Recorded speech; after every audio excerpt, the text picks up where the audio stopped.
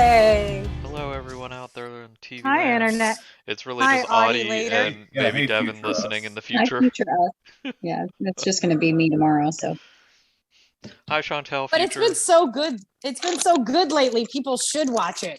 It's a good show. It's a good show. I know. Critical Role who? I mean, we're doing Right? so much, advertising out there, and really making our brand known. Well, I was thinking about starting to share some stuff. I don't have 2,000 followers on Twitter for nothing. Alright. Most of them D&D and writers. So I mean, if you want Go to for it. start putting some together, or I will. point them to my stream or whatever, and I'd also be up for doing some, if we figure out how to do webcam on the stream or something, or just Cool. voice. Either way. I do stuff too. Peanut M&Ms. All right, well, Are we welcome all back eating to peanut Festival Day. M&Ms? Are we? I I have have some Skittles. Halloween candy leftovers. Yeah, That's I have some really Halloween good. candy I can eat. Who the fuck made banana Skittles? This is an abomination. I would eat it. That Alright. is an abomination. All right, sorry. I feel like we cut you off, Devin. No, it's okay. I think you're all just subconsciously avoiding the decision 100%. probably be made this Our session. fate. And I get that. I understand not wanting to make those decisions, but I think it's time. So, yeah, we come back to Vallachi. Not much has changed. The rain's still kind of sprinkling down, but not so bad outside of town, where REYLYNN and Arabelle and ZAPH are on their way back from the Vistani camp after picking up Arabelle and a sack of goods. And so they're outside of town coming back. Meanwhile, WAES has been keeping overwatch, a close eye on Ernst and Lady Fiona and the weird caped crusaders carrying REYLYNN's brother's body through the streets. Saw them go into the building, and Ernst is keeping watch outside. While that was going on, ALEXI and IREENA were on their way over there. They went by the stables and got Melvin ready. Saw a bunch of the horses being led off by one of the red cloaks. So they got a couple of the horses and Melvin. They picked up Priscilla, the other horse, by the Blue Water Inn. They got a journal from an old friend that they haven't seen in a while. And I don't know, did I miss anything else to catch us up? Rest of it's pretty much your guys' intentions and where you want to go, what you want to do right now. Oh, man. Crickets. I mean, Just way chewing. to summarize our 3-hour session into what could have been done in 10 minutes or whatever.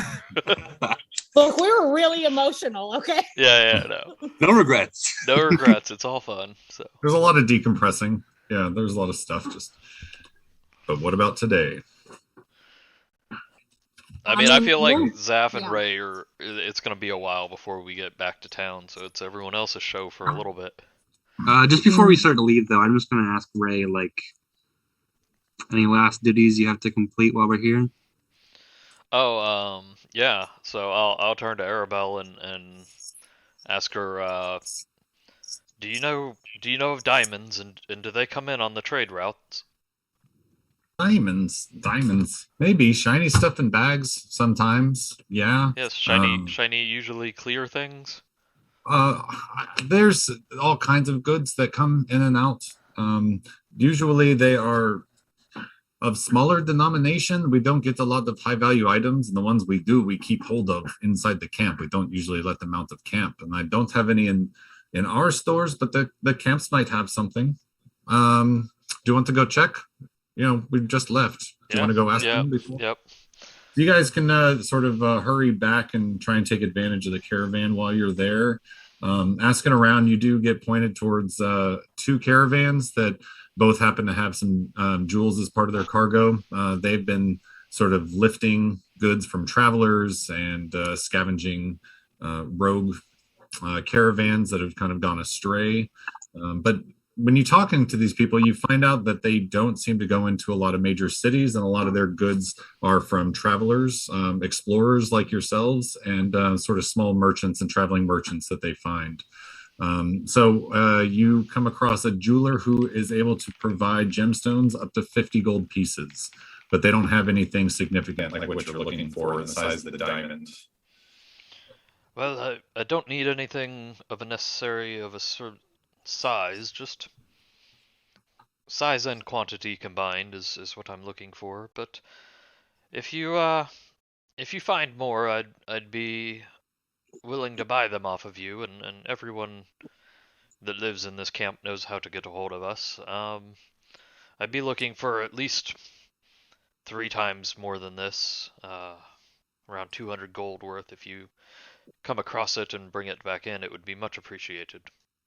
Yeah, you see a couple of them kind of putting their heads together, and they're emptying their sort of marble bags out into their hands, and sort of, I got some eyepieces out looking at each one, and they seem to have a decent quantity of small diamonds and rubies and emeralds and stuff like that. But they do mention that they're coming back in a couple of days. They're not very talkative to you. They don't really speak what you guys are speaking, but Arabelle is nearby seeing Arabelle come back, and Arabelle says that later on this week they're expecting in 2 or 3 days more wagons to come back, and that these special orders, as he told you before, they can try and get something since you've given him the heads up. He asks, do you have the quantity for the gold for what you want to buy? It would help move things along, if for no other reason, to provide resources for the Vistani who are going to try to acquire it. It's not always a one-to-one buying deal, but they may need materials to acquire it. Yes, I have the money on me. Are you looking for all of it in advance, or how much are you wanting in advance? They kind of put their heads together and talk to Arabelle, and Arabelle is kind of squabbling back and forth with them, and they agree to take it on half. If you give them half of what you were looking for the cost, that will fund their sort of expedition to go try and find it outside, and you can pay the other half when you get back. Okay, so yeah, I'll hand over I'll buy the 50 they have, and then hand over another 75 for the half of the 150 that I'm hoping they bring back. Okay, so you buy 50 gold pieces, a small sack worth of. Are you looking for a specific type of gemstones, or is it just precious, gem? Diamonds. Okay, yeah. Between a couple of them, they scrape together the clear stones that they've got and put it in a bag for you, and you got 50 gold pieces worth of diamonds. And how much were you looking to get from outside the mists? 150. So I give them an additional 75. Okay. Okay, Arabelle says come talk to him in a couple of days, and when it comes back, if they have it, he'll keep a hold of it. Are you trying to get this Revivify? Yeah.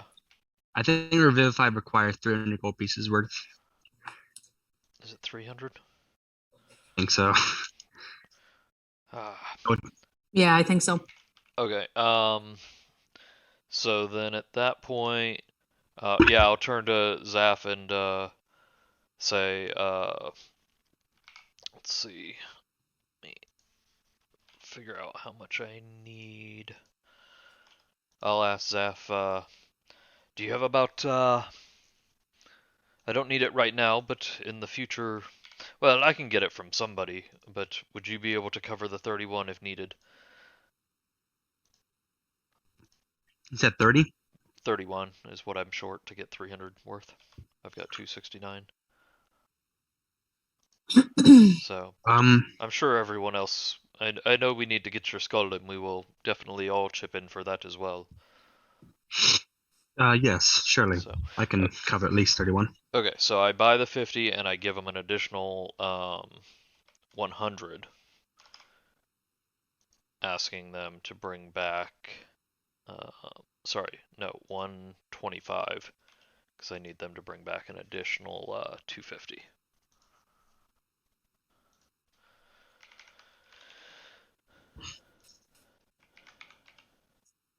Okay, so they you see a few of the merchants sort of bring some of their younger teenage group nearby. You can tell from the color of their skin, their facial expressions, or their facial features, they're not all necessarily related, but they seem to at least be a clan. This small group of carriages, this caravan, which is about 4 or 5 wagons, they seem to dress alike, but seem to be from slightly different backgrounds, while still definitely all being Vistani. But they sort of pass the word out, and he starts shilling out some of these gold pieces into each of their hands, and they get some instructions, and you get the impression that they're sort of going to be spread out to sort of cover the area to try and collect what you're looking for tomorrow morning when they head back out of the mists. All right. Thank you very much. It will be appreciated. Very good, very good. And they're, counting their gold and biting it, and they seem pretty happy. This was a good haul for them. They're usually dealing in smaller denominations, and this was a big purchase. So everybody seems happy. And they wave goodbye and look forward to seeing you. And they say, no promises. We will try, though. Well, I hope you can find it all. It's desperately needed, and may even save one of your own one day. Yeah, they have a sense of levity. They seem to be snickering a little bit, sort of patting each other on the back and feeling pretty good about their deal. Yep. All right. So then we'll head back to town, unless right. unless you need anything, ZAPH.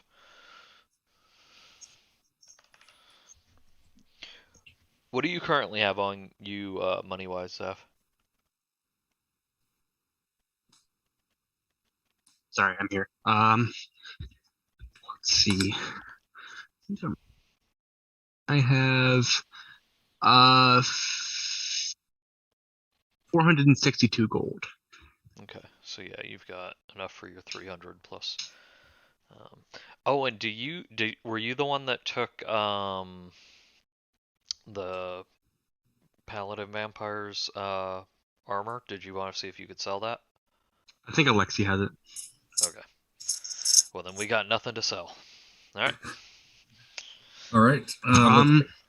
Do I have anything to sell though? I thought I had something I could. Well, take a look. I don't think I have the Paladin's armor because I don't wear armor. I know, but I think we had you hold on to it just because I'm. Yeah, because it was heavy. Carry I'm capacity. strong. Got it. Yes, thank you. But no, I don't have anything in particular to sell. All right. Then as you guys make your way back towards the western city gates, the morning gates as they're known as, no, the sunset gates, excuse me, the morning gates are the eastern gates. Over at Fiona Voctor's house, you guys take note of WAES and make a telekinetic, conversation with him, and you are sort of in the neighborhood and haven't made yourselves be known yet. What are you doing next? Well, I think we've been waiting for some time. ZAPH is not here. I think we need to get this done. Yes, what do you want to do here? Well, go in and get the tome, yes. But I'm wondering if we don't have invisibility, we don't have any capabilities to do anything to look for ESEC. No, it would be unwise to try and look for something inside this house without invisibility. Okay, here is my idea. You and I, we go, or even with WAES, we'll see if he wants to join us. But we go inside, we get the tome, and then you and WAES leave with it. Go meet REYLYNN and ZAPH, find them, see if we are still trying this invisibility plan to try and sneak in. I will stay and try and talk to her. We need to know what is going on with the horses, where those people are going. And I'm going to try and see if I can get ESEC back, but it is a long shot. I mean, I don't know if she would even talk to you right now. She was very busy with people. No, she called us. It has been an hour. She told me to come see her for the tome. Good. If you think you can keep her busy for that long, we can check with WAES and see what we want to go ahead and do. I don't know if I can keep her busy for long. That is the problem. And I don't know what the situation will be like when I get out. So we will either be in trouble or not in trouble. If we come back later with invisibility, then it is safer than if we try to do anything now without it. Yes, but later, whatever she is doing to ESEC might already be done. I mean, it might already be done now. This is what I was going to say. Okay. Well, talking never hurt anyone, right? Yeah, not necessarily true. Debatable. Nobody agrees with you. Agreed. Don't Okay, get yourself killed. Look, I don't feel comfortable with you staying here with her. I will stay with you. We need to get the tome out of the house before I talk to her. That is the most important thing. So I'm going to look up and I'm going to send message to WAES, who's like up on the roof somewhere. And I'm going to say, WAES, come in with us. I will hand you the tome and then you take it and go. Okay, is that the plan? I'll come with you. You hand me the tome and I leave, because otherwise I'm going to kill this bitch. Yeah, please don't try and kill her. I think she is beyond anything we can do right now. She will kill us in a heartbeat. Okay. All right. So who's approaching first? Or If everybody? you want to, WAES, I promise you. I will be in the lead. Yeah, so I'm going to wait for WAES to get off the ceiling. Is that what you're doing, WAES? Coming down from the roof and coming up to the street, meeting the rest of your party? Coming on down. Okay. So you guys meet up at this point. Easy to see as you have to cross the street to get over to the Voctor's property, as Ernst takes notice of you and kind of gives you a nod. He's kind of twirling a toothpick in his mouth and kind of just eyeballs all three of you as you walk up and says, well, today went about as good as we could have expected. Yes, we are here to see Lady Voctor. Yes. Yes, once you have the tome, you have everything you need. Certainly. You're still staying at the Blue Water Inn? For now. Yes, they took quite a hit last night. They were lucky to have your help. Well, everyone is lucky to have our help. Yes, especially us. And he'll turn and start leading you to the main entrance, which is on the side of the house, and he'll produce a key from up his sleeve and unlock the door and open it up for everybody. And you're definitely greeted with a buzz of activity compared to the last time you were here. The front entrance has it's a small, almost like a mud room. There's a couple of doorways or closets. You don't know because the doors are shut, and a sort of enclosure about 15 feet wide with a door right in front of you, almost like a security room. You have to get through 2 layers to get into the main house, and he produces another key and opens up the next door and leads you down a hallway, and you're presented into the living room where you see at least 3 red-cloaked young women sort of scurrying around. They've got books and papers and things in their hands, and they're kind of shuffling about, going into one room and another, carrying things around. Fiona Voctor is very busy. She's giving instructions to them. She sees Ernst and she sees you all, and she says, yes, good. You're finally here. I'm glad you are all safe. It got dangerous out there for a while. Anyone hurt? No, we are all fine. Okay, very good, very good. Well, we do have a lot to do today. It is a day of change, a day of revolution, and we still have loose ends to tie up.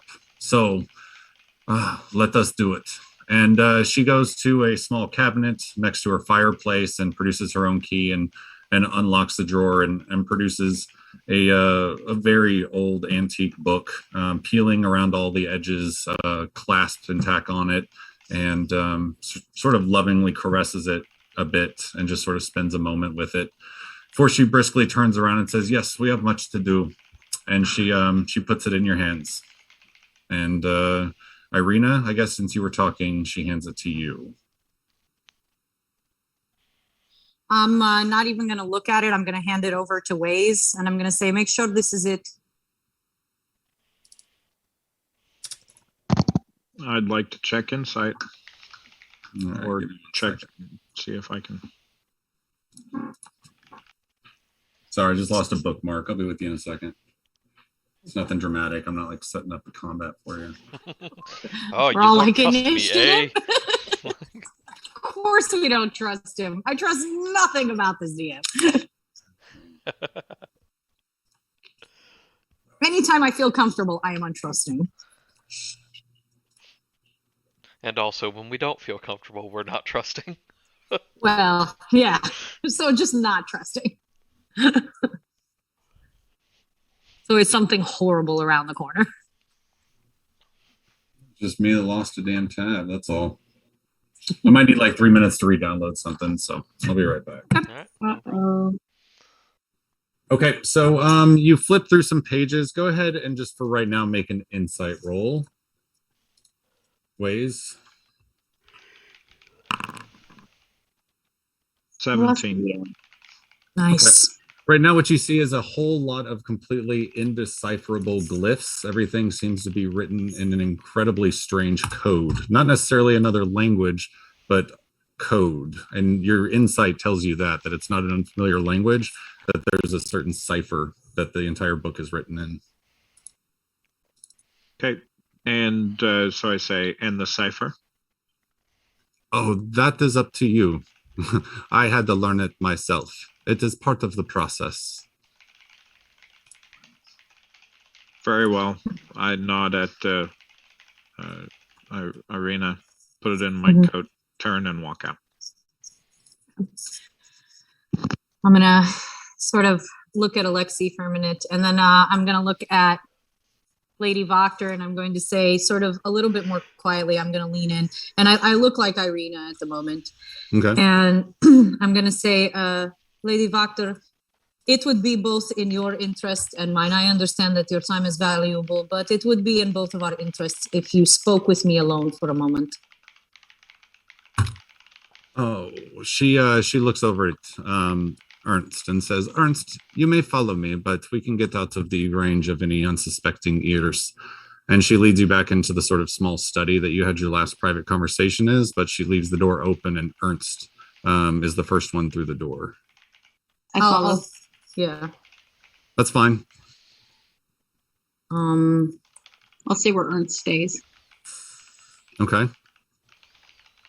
Oh man, this is dumb. Okay.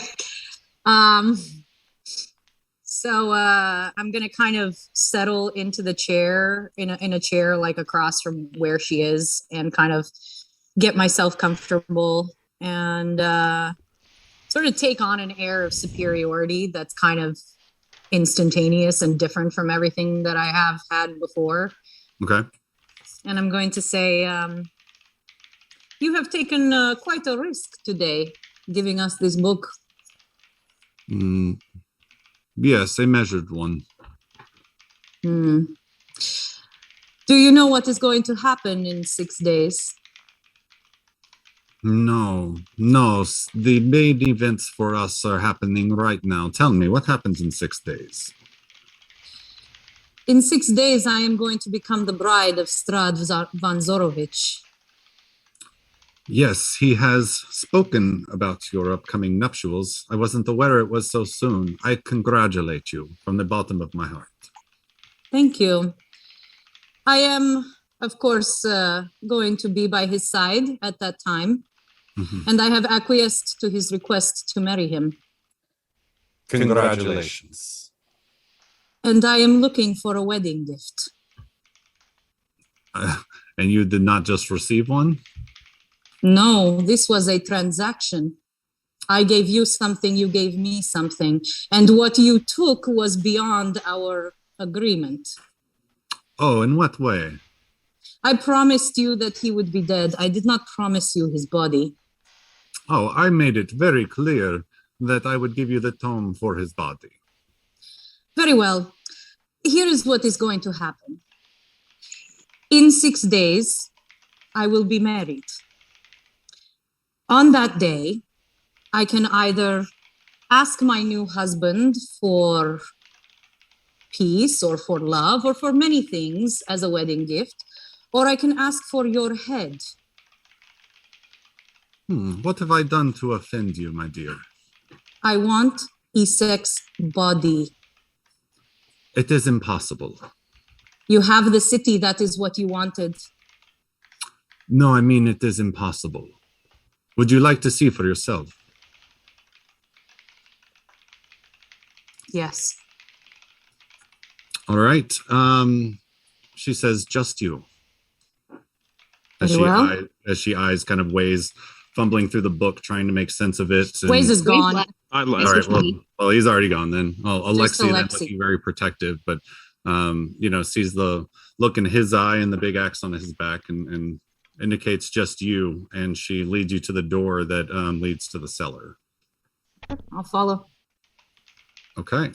I'm gonna look over my shoulder at Alexi and I'm gonna message and I'm gonna say 2 minutes. If I'm not back in 2 minutes, come busting the door down. I will be there.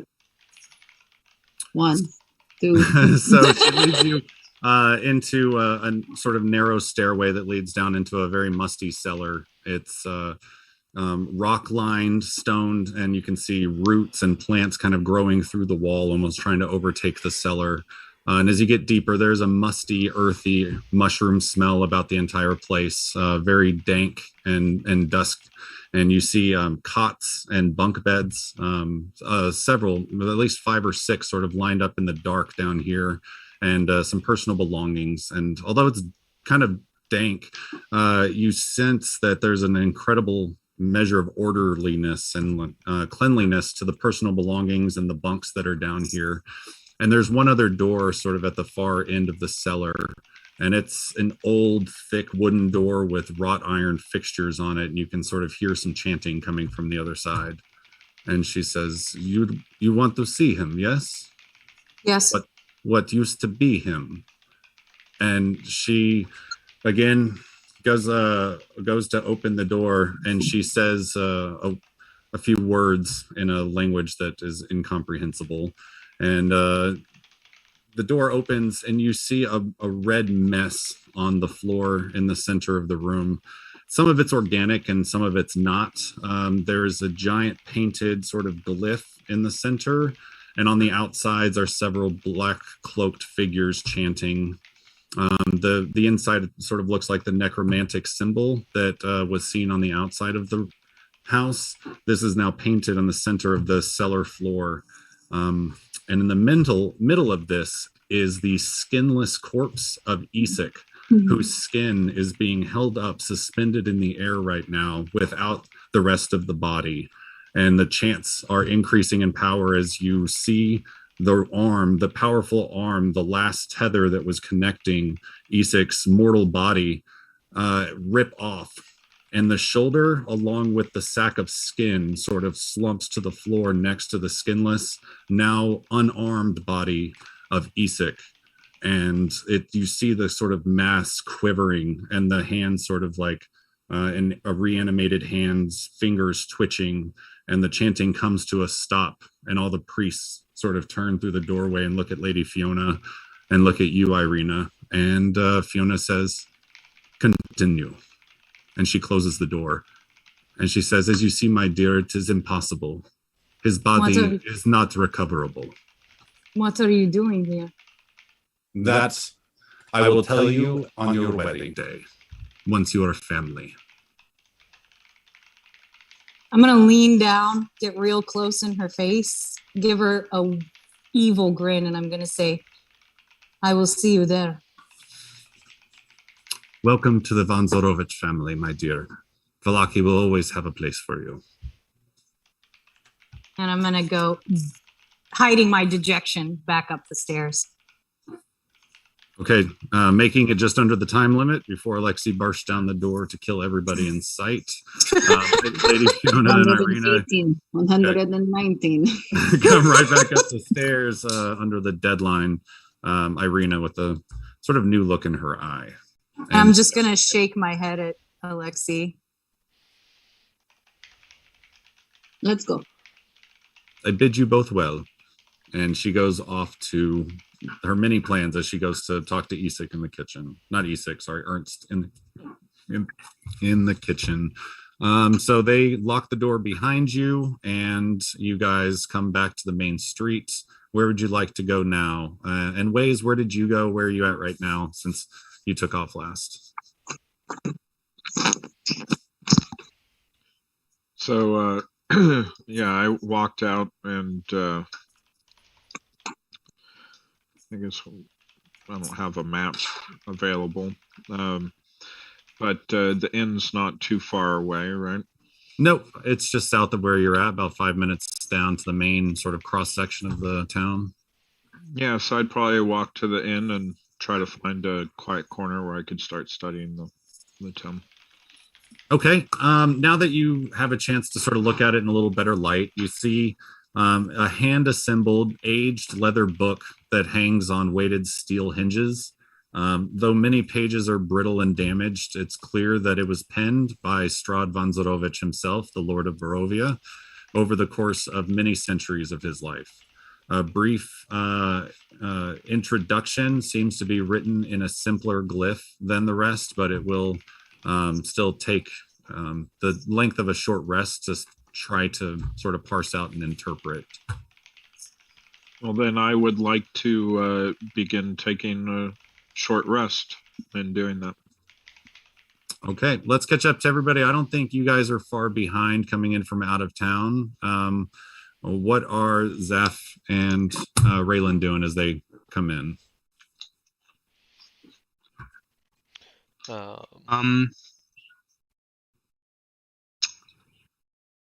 ZAPH is kind of just like rejuvenized by the excitement and happiness of the Vistani. He kind of carries a bit more of a happy demeanor than he did exiting Vallachi, and he hopes to carry that energy back to his friends.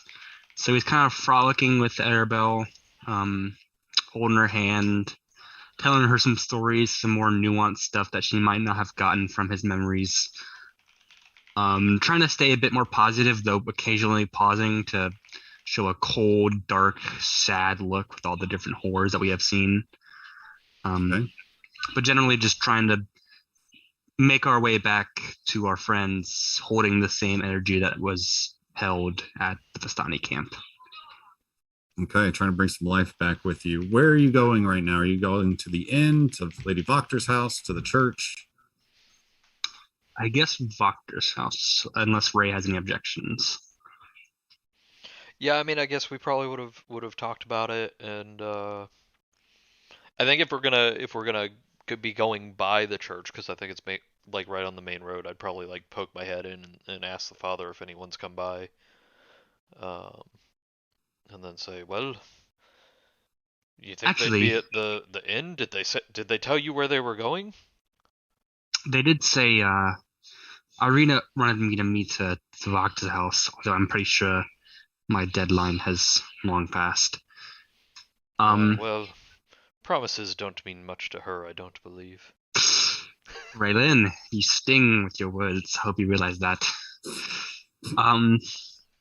Although at the church, while we're here, I do want to check on something upstairs. Forgot to mention earlier. What's his name? Pastor. Father, Talking about Lucian. at the Church of St. Andrews? Yeah, Lucian. Yeah. While we're at the church, I'm going to ask Father Lucian. The little girl, have you seen her? Not this one that's with us, but the one that's a sprout and new. Our other adopted child. Right, our secret one upstairs. Yes, she is safe. She has not left her room since you have gone. Are you sure? Have you seen her? I have. I brought her food. Okay. IREENA, did you tell ZAPH that she was missing? She just wasn't. No, I didn't. She just wasn't in the main room when you guys sort of stormed through. No, she like disappeared, didn't she? Okay, out of game, I'm sure she just hid, but I don't think ZAPH. She went into the closet, so like when Isak stormed through the door, the other guard, whoever went through her room, she had heard the commotion and went and hid in her closet, and they just kind of went through her room into the adjoining room without noticing anybody was residing in that room. Like we well, know as far they as we know, she disappeared. We know Fair they enough. checked that room, and if they had found her, then they would have dragged her to the thing with us. So Yes. it's And fair Father to assume Lucian that- assures you, yes, if she was missing, I would have found you immediately. I understand she is precious to you. She is completely safe. Okay. It's probably a big sigh of relief to everybody who didn't know where she was. Nope. Thank you, Father. Just wanted to make sure of that, as you know. She's very important. But good day to you. We might be back here tonight, but we very well may be elsewhere. Yes, I understand. I've gotten some sleep recent. I will be up through the night. We have even more people coming in, wounded, after the fiasco in the town square, so it will be a busy night. Thank you for your hard work. And thank you for yours. And he goes back to sort of treating somebody with a stab wound in their side. All right. Off to our destination. All right, Alexi and Ray, did you have anything at the church before we moved on to Alexi and IREENA? No. Okay. So what are you guys doing after you leave the Voctor house? I thought I'm we were gonna- back to the church. Well, no, we said the inn because that's where our horses are. Not sure that is okay. Let's And go to the inn. I'll fill him in on. Yeah, I don't think there is any hope for Isaac. Why do you say this? They were doing some kind of ritual on him. I think I fucked up. Oh, that's what was. What was going on with this ritual? What did it look like? I don't even want to tell you. It was horrible. Do you think it could be dangerous to us later? For certain. But I'm hoping to have some leverage in that department soon. How do you think you will gain this? We will see how things work out over the next week. You are hiding things still. It is I will okay. tell You you, I keep a promise. secret. I will It- tell you. I know. You will tell me when you're ready. It's fine. But Back to the inn? You're going to need to talk to REYLYNN today. Yes, I think so. And I worry about ZAPH. If we do not sleep in the church, will he be safe?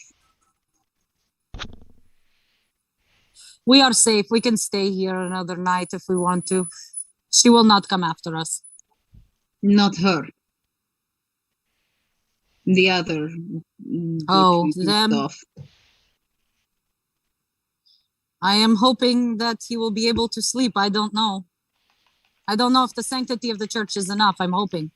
Well, if we're in the inn, it's not going to be very helpful for him. No, we are just meeting everyone at the inn. We can go sleep at the church. Oh, okay. Let's go on then, I guess. All right, so you guys go to the end and probably catch up as WAES is 15 minutes or so into trying to decipher the first chapter of this book. And where are you guys going from the church? Just wondering if everybody's meeting up. Should we just go to meet meetup time? Ray and ZAPH, do you guys have somewhere in mind other than the inn? We're just gonna try and find everyone else. At least ZAPH is. Okay. If need be, I can do like a quick like shoot up into the air and survey major streets that I know that we have been. Okay. I mean, I will feel- give you your option of a perception roll or a charisma type roll if you wanted to instead talk to people on the street and find out, or you can go search for them. You know what? I'll go ahead and put my face skills to use. I might as well try and persuade somebody. Have you seen a woman with bleeding horns and a giant man with lizard scales and teeth? And You know, the and ones that saved the town a night ago. you stop. People don't remember that this, thing. this woman who seems to have like a big sack of flour or something on her shoulder and sort of dragging another sack on the ground. She's obviously like over encumbered and traveling at a very slow speed. She's kind of what's that? Who are you looking for? Oh, the weirdos like you. Yeah. No, I think I saw him in the middle of town at that fucked up inn that doesn't have any fucking wine anymore. Okay, good to know. Thank you.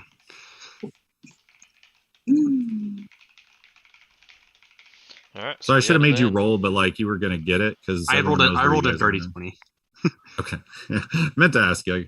All right, so yeah, you guys are easily tracked at this point. You've made a name for yourself. You've done a talent show in front of everybody. Unless you're disguised, people are, there's not much to talk about here. They're usually like, oh yeah, I just saw them. They went over here. And It's about all people have to talk about now. So yeah, you can find them at the inn. All right, REYLYNN, change of plans. Yep. And ways where you probably would have like gone back to your room. That's probably the most private place to study the book. Is that fair? Sure. Grab a piece of bread, hunk of cheese. Head back to the room. There is some cheese. There's a little bit of stew. It's a little watered down from yesterday's stew because nobody had time to cook anything, of course, over the last day. But there is some bread that was whipped up by the sons. Actually, Brahm's turning into quite a baker at his mom's behest. And you get a little food and go to your room and start reading through. And as you leaf through the pages, there's some torn or some flooded from long ago, sort of water bled through the ink, some branded with unknowable symbols, and still others are artfully inscribed with murky black ink. And the tale is long. It's a thick book, and it's written in a series of foreign scripts, except for the first page, which seems to sort of transform in front of your eyes. Can you make an Arcana check for me, please?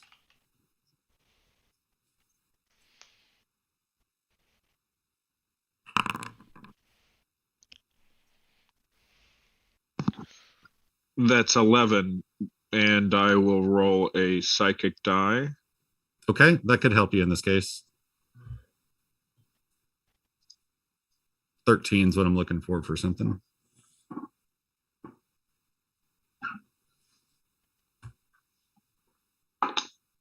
And that's a 2.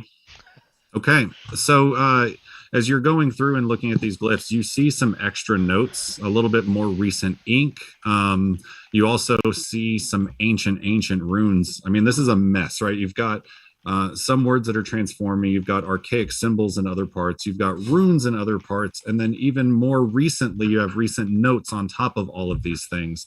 And when you reach into your limited arcane background, you pull up that one of these runes was actually a glyph of warding. That's a pretty powerful magic meant to protect the front cover, but this glyph had already been removed by somebody. And as you go through the notes on the front page, you notice that the first chapter is already partially translated by Rudolf van Richten. And he is the one who disabled the glyph on the front. Shit. And has started to put some notes into this that aids you in your search of interpreting the first chapter.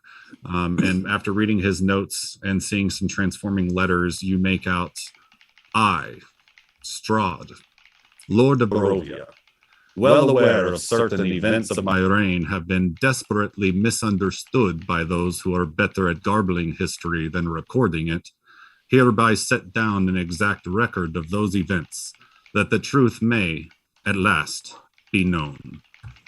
And the pages are sort of begin to flutter. And at that time, the rest of your group is sort of meeting up and after grabbing some food, come up to meet you. And the book, as they open the door, they see this book fluttering as if there's a great wind in the room, but none of the windows are open. And mist begins to pour out of the book from the binding. And you, WAES, begin to feel very lightheaded as your vision fades. And now, from the blackness surrounding you, a fog rolling in around you as those words echoing in your mind, the voice of Strahd in your face, and the rest of the party, your vision starts to go black as well. You all shout, and there is nothing. The mist chokes closer, and a man clad in a black cloak and a regal red tunic looks at you through a cloud with a stern face and piercing eyes. He steps toward you with the grace of a king. Your eyes meet his cold glare as it bears down on you, and he speaks. I am the ancient. I am the land. My beginnings are lost in the darkness of the past. And the visage of this man disappears into the black as he recedes, and a red cloud before you reforms into a young boy, no older than 12, with a small sword at his side and tears streaming down his cheeks. The mist recedes further, revealing a well-adorned, sunlit castle courtyard, where you seem now transported into this place with sunlight, with the beaming, open, clear skies above you in a castle courtyard. The low buzz of insects and humidity add weight to the summer air. Hanging on the ramparts overhead are red banners depicting the same raven iconography cast in metal that's on the cover of the tome. The boy that stood before you moments ago now sits atop a small set of stairs leading to a wooden door. From beyond it, you hear distant but boisterous laughter. So there you stand in a courtyard with a crying boy on the steps, a small sword at his side, and laughter coming from a door beyond him. What would you like to do? So we're at like a castle type setting? And That's right. High castle walls, ramparts, banners, and this is sort of a summer courtyard. You know, flowers and gardens, and sort of a practice space where this young boy seems to have been practicing some sword fighting. do any of the buildings or building shapes remind us of what we saw on top of the hill on our travels? On top of what hill? Well, of Strahd's castle, like when we were looking through the periscope and like along our travels and all that. Ravenloft. Ravenloft. Make a history check. Just you, Doug. Nope, that's a 4. Okay. It is stone. It is old, but this stone looks very new. It doesn't look nearly as sort of old and beaten down as the other does, so it's hard to tell. You do seem to be in some sort of faraway land. This seems to be reminiscent of the land you were in, but another time. I want to like reach around and like see if I can touch things. Does the world feel solid? All right. So with your enhanced sort of senses coming up, you know, you start to rely on them more and more, pricking up your ears, listening, looking around, your nose sniffing the air, your tongue darting out, trying to pick up some chemicals in the air. And you go and reach to interact in a dreamlike way with the wall, and your hand presses firm against the cold stone, even on the hot day. It is very solid and seems very real. Where are we? What has happened to us? Do we look the same ourselves? Yes, you look exactly as you did in the room with the same dirt and blood that you had on you from your last fight. Somebody pinch me. Sure. Yeah. I look at ALEXI and say, "What? Is this familiar? Is this what happened to you last night?" No, this is not what happened to me last night. No, not at all. No, this is way less terrifying. I just think maybe it is a dream. Maybe we are not awake. Maybe we talked to the boy. There's no one else around. ZAPH the boy. What was with that book? What book was that? Was that the tome that you were looking at? WAES? Yeah. So when I would have appeared and seen the kid crying, I would have been like, "What's going on, kid? Are you okay?" Okay, so kind of leaving your party to look around, you approach the kid who's sort of sitting and has his hands over his knees and sort of sobbing into his arms, and he kind of looks up at you and sort of like shies away and turns his back and sobs a little harder. Yeah, so just ask him if he's okay again and kind of kneel down. Feeling your presence nearby, and he says, It's just Rod, and he pushes me. He won't stop. He hits me too hard when he knows I don't know the moves." What was the name he said? Rahaden. Well, what moves are you learning? The riposte. He says it's child's play, but I know it. He's just too fast. Well, I'm sure you'll get better with time. Don't worry. And he kind of collapses into another set of sobs. Here, why don't you show me your riposte? No. Oh, come on. I'm sure you'll do a great one. What is your name? My name is Strahd. I am the son of the king. Oh, Strahd. I'm gonna try and change shapes. I don't know if that's something I can do here. Give it a shot. I'm gonna try and change into version of me that is Strahd's age. Okay, so young Of IREENA. young Tatiana. Okay, gotcha. Yeah. Young Tatiana. So you transform into a girl's age, and yeah, he doesn't seem as threatened. He kind of peeks out, and this is all very new, but you know, he doesn't seem to take much mind to the strangeness of you people in this castle. And he looks up and says, "What? Who are you?" You don't know me? No. Are you someone's daughter? Someone who came to see my dad? Have you ever heard of the name Tatiana? Tatiana, no. Why? Is that your mother? Is that your name?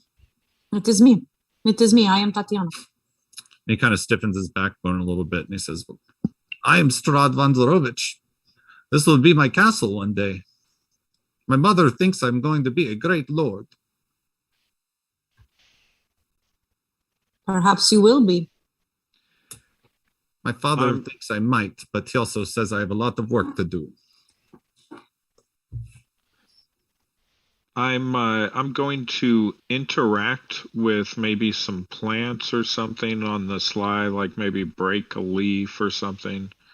I want to see if I can affect whatever this reality is, and if there seems to be like a tangible effect. Okay, so you go to a potted plant on the side of the door next to the stoop, and you know, with a little sleight of hand, kind of snap a twig off, and it does with an audible crunch and a snap. The young sapling breaks under your fingers. Okay. So I kind of look at it and feel maybe some sap or something, and then I'll toss the little piece to the side. And yeah, it feels very tacky between your fingers. The sniff is very familiar, you know, like your wood chopping kind of smell, wood cutting kind of smell, and everything rings very true to reality here. Mm-hmm. How old are you, Strahd? Yeah, as they're talking, I'm gonna just kind of surreptitiously go towards wherever his back is. Okay, his back is kind of at the top of the stoop where there is a door. Alex, Zaph, what did you say? I just asked how old he was. I'm 12. I will be 13 soon. How old are you, strange flying creature? Good question. I don't really know how old I am. You have the look of the arcane on you. You have a keen eye for such a young boy. I do. I have a little bit of arcane power. Do you know of it? My nursemaid tells me of it sometimes, reads me books that have very strange pronunciations and words, but you seem strange enough that your existence could only be explained by the arcane. Perhaps that is true. You have a nursemaid who teaches you things. Yes, Baba. She is always taking care of me. Can I, can I do a check to see if I can? Would it be like a perception or anything, or do I need like a spell to figure out if there's some kind of protection ward around him or anything like that? Or what are you're trying to figure out if he has a protection ward around him? That would, if it's an arcane one, then it would probably be an arcana check. Okay. Do you want to try and do an arcana check to see if you see a protective field around him? Yeah, or something that would signify like a protective amulet or something like that. Or, I don't know. Yeah. Well, make a tough arcana check. Okay. And while I'm looking at him, kind of doing that check, I'll ask him, tell me, your nursemaid, Baba, what was Baba's last name? I want you to make a persuasion check for me, please. Okay, that's a 7 arcana, so I don't think that's doing anything. And that's a 5 persuasion, so I don't think that's doing anything. I can do a psychic dice for both of those if it might help. I won't, limit you from what you want to do, but he seems pretty standoffish to you right now. He kind of gets the impression that you're needling him with questions and acting a bit spy-like. But he seems more friendly towards the little girl his age. Okay, so I'll back off and say, is it Yaga? And so what was Alex, I think you were the last one he was talking to. What were you saying? I don't know. I just kind of said he has a keen eye, and then I guess I was going to ask him if his nursemaid taught him any magic or tried to teach him any magic. No, these are stories. She just wants to tell me how the world is. I am going to be a warrior. That is what I am training for. I am going to be a general like my father. Tell me, Strahd, who is laughing behind that door? Either Rahadin or my father, probably.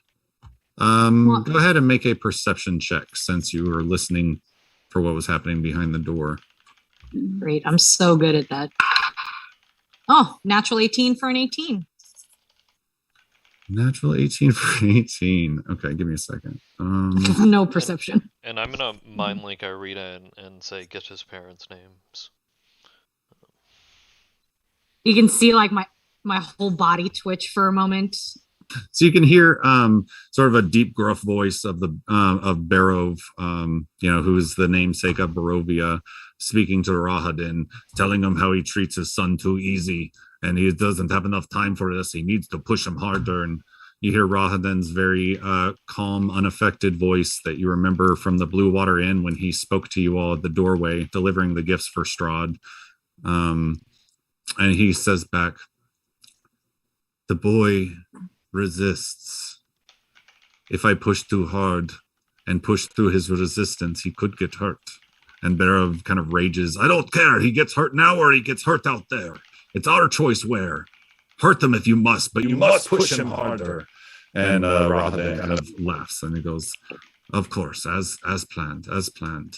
But he is far too young to lead. You cannot give him orders to lead right now. He is brash, foolish, and overzealous. He needs time." And Barov kind of starts raging at Rahadin's insolence, and they sort of walk off away from the door where you lose track of their conversation.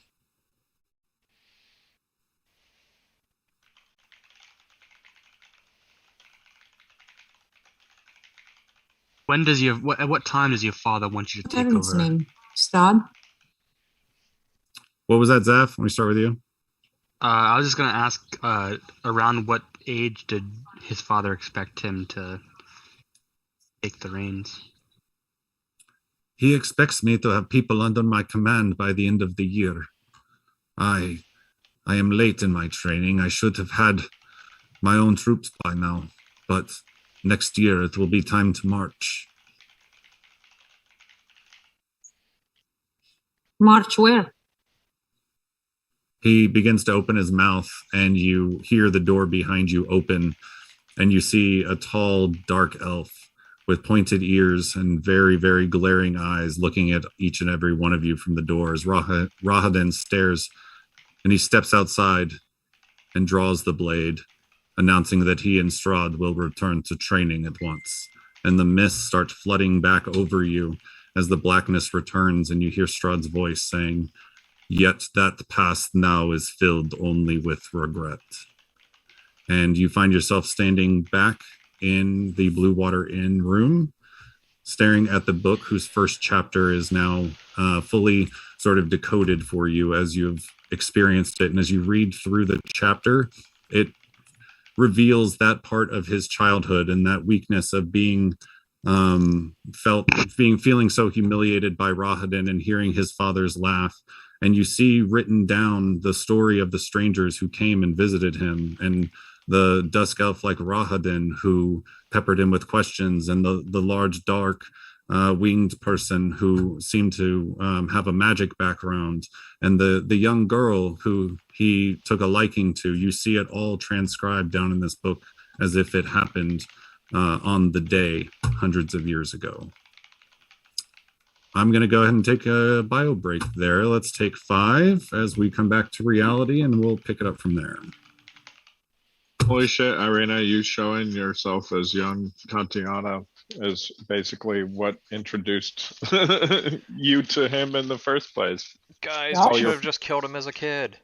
I think that's what WAES was going for. I was seconds I away saw from that it. on your face. I was like, ooh. I don't think it would have worked. Why not? We affected the reality and now it's in the book. Well, now we know that. Yeah, which means we ain't going Maybe it back. would That'd be work. too easy. I think that would have not worked. I mean, probably not. It would do something, though. It wouldn't do nothing. It's probably true. He would probably have a hatred of Dusk Elves after that, and maybe Rawhide would no longer be his second in command. I mean, he wouldn't have a hatred of well, okay, yeah, I mean, Dusk Yeah. Elves. What If is WAES it about is- WAES and that's stabbing right. children? He just loves stabbing Reyes children. just wants to stab everybody. Yeah, he stabs whoever needs stabbing. Oh man. I remember, out of character, I remember Devin talking about this early on, about one of the things that he's changed about the module. Hmm. I'm excited that it's actually coming to fruition. This is a change from original. Yeah, I think he might have found it online somewhere, but yeah, all these like interactive parts of the book I think are all like homebrewed. But they add a lot more to the item itself. I think the item's supposed to be like just kind of boring, here's some information. Yeah, I mean, he could have told us that as a story, or we got to be part of the story. Hmm. So, if only we had killed him. Yeah, no kidding. I'm sure we're gonna try it eventually, but once again, out of character, knowing that this item is really just supposed to be like, here's a lore dump, I don't think anything we do is actually gonna. No, I mean, even if this is how it was written, there'd be. Yeah, it would make it so easy that you could just kill Strahd right away. Be like, anytime you see Strahd, you take a swing at him and suddenly it works, or like that's done. I mean, then you get into a time loop, right? Like, then Strahd never happened, which means the mist never happened, which means we never came here, which means we never got a tome because it never existed. Yada, yada, I yada, hate right? time travel. I think we should just like stop talking about time travel as a society because it just gets too confusing. We just like erase that from our brains. Never happened. So you Except wanna- it's technically scientifically possible. Yeah, but do we really need to explore it at all? We can just forget it ever happened. So you want to go back in time and erase that from anyone ever mentioning it? It's another loop. I want to go to the future. Absolutely. I mean, people romanticize the past, but there's not many points in the past that quality of life as a whole is better than what we currently have. Yeah, I just want to see what happens. Maybe we can do that in the book. Maybe if we skip to the very end. Oh, go read the last chapter. Yeah. That is blasphemy. Hey, You but do I mean, not do that to books. is IREENA That really going to be that offends picky? me. No, that's just Audie. That offends Audie deeply as a writer. Are you offended for Strahd? Yes. Oh man, oh man, oh man. This room is about to get real awkward. What do you mean? There's no bad emotions here. I mean, We're you all couldn't even get his friends. parents' name for crying out loud. I tried. ZAPH talked over me.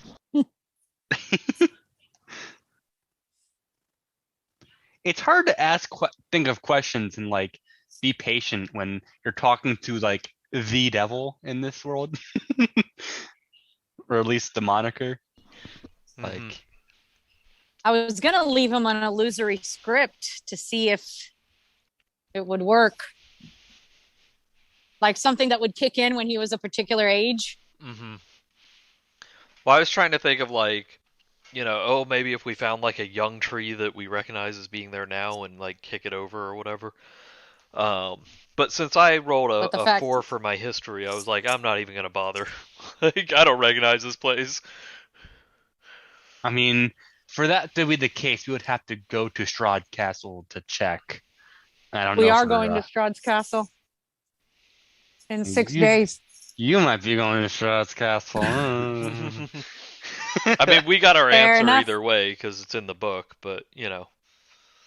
What if we like tell him like, no matter what he ages, you like Strahd, we know like, just kind of implant an idea into his mind that he will have no idea what it means at 12 years old, but all of a sudden, like current Strahd is like, oh, this memory. Well, it's probably like Lost. What happened, happened. The lizard will eat your heart. That's what we should tell him. Pretty scary. so then Back. we have a flashback to when we first met him, and he just kills us all because he knows us. Guys, the campaign never happened. He actually just killed us. Yep. Yeah. This is all our hell. That sounds about right. So I guess one of the first things that happens when you guys come back to your the room, WAES, you specifically are looking through this book and the glyphs and what you've made sense of so far. And it's enough to know that after an hour of trying to understand this book, you are still not attuned to it due to your lack of spell casting. So if you want somebody to advance past the work that Rudolph Van Richten has already translated for you, you need the work of a spellcaster studying this book. Just as a point of reference going forward. I do have Detect Magic, and I feel like that might help me. I don't know if anybody wants to volunteer me, but I'm kind of volunteering myself. Sure. I doubt anybody's going to hand it to me. I'm Well, not the person to yeah. hand it to. I would give it to you. That's Yeah. All right, then ZAPH will kind of just. You already did. Oh, Wait, what? Yow. Oh, nothing. I made a bad joke. Keep going. Oh. No, I take the body. You're not gonna fly past that one. But yeah, ZAPH will volunteer himself, being that he's a spellcaster and that he has some of the tools that might help him. Okay, so you guys are discussing who should take the book, and behind you, sort of a quiet voice pips up like, "Where did you all go? I've been looking for you forever." Arabelle, why are you here? Oh, Arabelle! I will run to her and swing her around. Yes, Arabelle, yes, what do you yes. mean forever? How long were we gone? Oh, enough time for me to have dinner and speak with those boys, Brom and Bray. They seem very nice, and I played a game. I am learning dragon chess. And then I went around looking again, and I did a perimeter check, and I didn't see you out there. And I came up here, and here you are. It must have been at least an hour. Arabelle, what are you doing here? What? I am done with my things at my camp. I am good. I am good to go. We need to go defeat the devil. It is long overdue, and my visions are getting worse. I am happy you all are coming back through town. We have much work to do. What do you mean we need to defeat the devil? You are planning on coming with us. I do not know about this. Are you planning on being successful or not? It is our fate. Stop fighting it. You sound like my father. He keeps fighting it, but time and time again it shows there is no stopping it. I will be with you. We will go through the fights. Some of us will die, and we will get through it. And the longer we wait, the more we'll die. So I don't know what the delay is. Arabelle, Please could you convince come me. over here for a second? And I kind of bring her over to the side and pull out the tome. Yeah, she's got kind of stringy, dirty hair, hasn't washed in a while. She's kind of got bad posture, and she's kind of looking at you through her bangs, and she's like, yeah, what is that? Tell me, can you make heads or tails of this? Just take a look. Be very careful. And I open it up. Can you read that? No, this is not meant to be read. This is not a language for reading. This is very mystical. These are experiences on paper, not the words describing experiences, but you cannot read experiences. You must live them. No, I cannot read this. This is his, isn't it? This is Strahd's. She turns and looks at you, yes. IREENA, and she puts it in your hands. She says, you are the one who is supposed to know this, not me, not anyone else. These are the secrets of the man who you have been fighting for 800 years. I suggest you get to know them. Oh, snap. Go, IREENA. Just kind of look around a little cornered. May I suggest you never read that book without company. That is a book only read with everyone. What did it say? Did you read it already? Oh, we did not read it at all. We lived it. So it is true. What did you see? It We was saw a young Strahd. Young Strahd. Wow. Did you learn anything? That he was Your not always daddy the issues. devil. Yes, that makes sense. He has changed much over time. That is one thing I'm certain of. I've gotten visions of him from other centuries, and every time it is a different form of the man. He has changed. Well, so be it. You know, we did hear about this nursemaid of his that was telling him stories. Do you know anything about this, Arabelle? No, I What don't is her know any. name? Yes, Baba. what is the Baba? I think that just means old Hey. lady in our tongue. Yeah, she rolled a 2.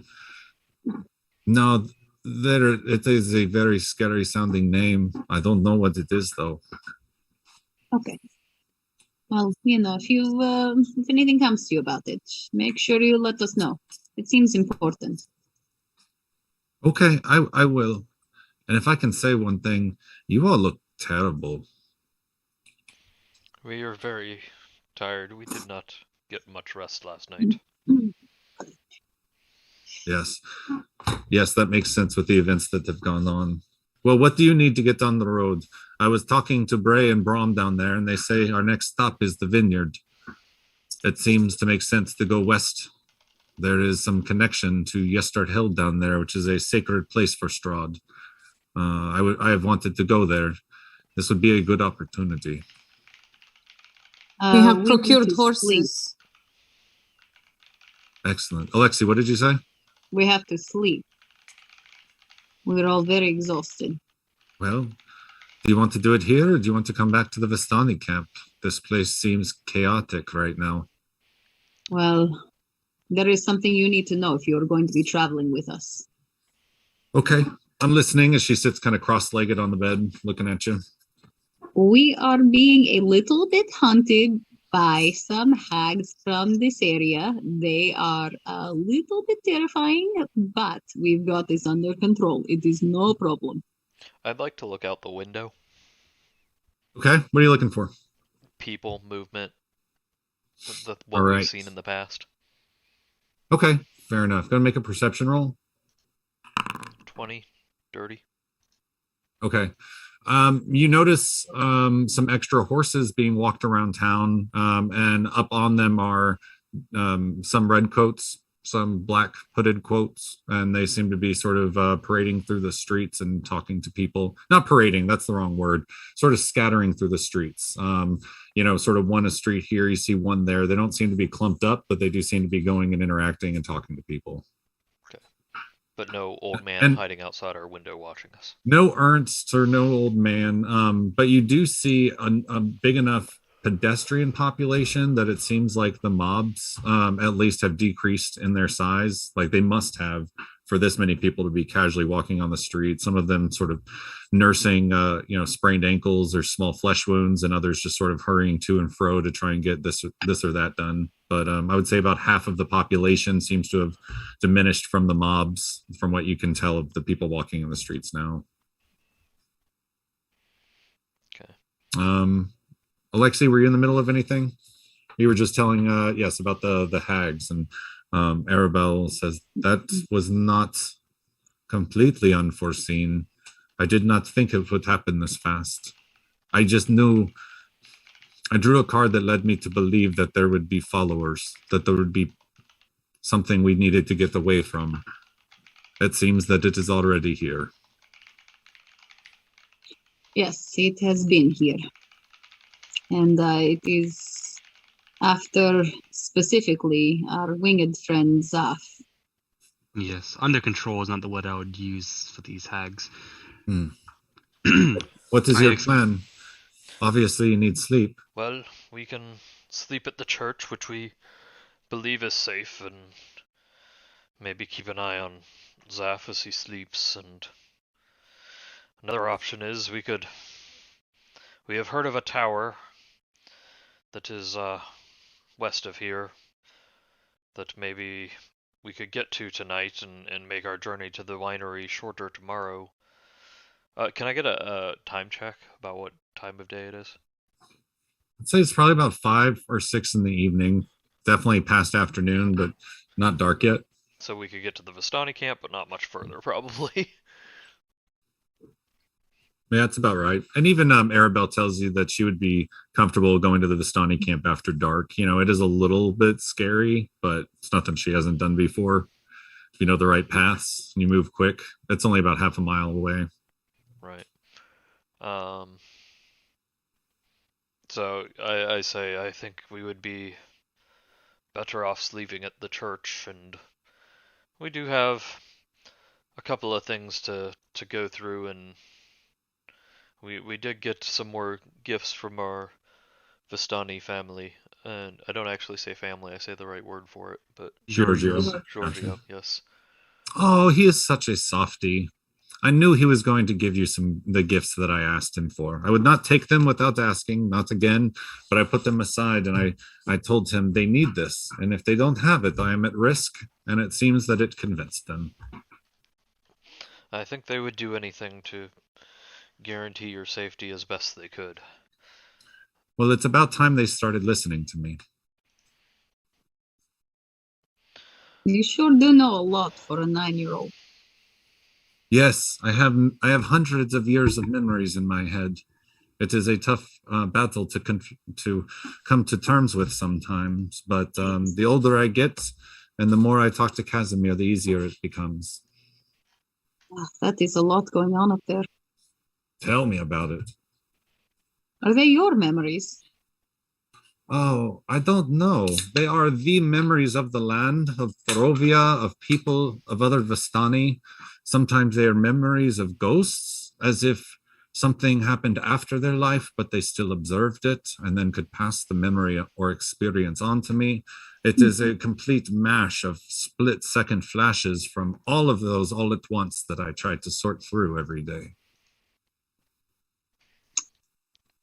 And the moths, they help you? Yes, they eliminate much of the material perception that I have. My eyes go a bit dim, my ears go a bit fuzzy.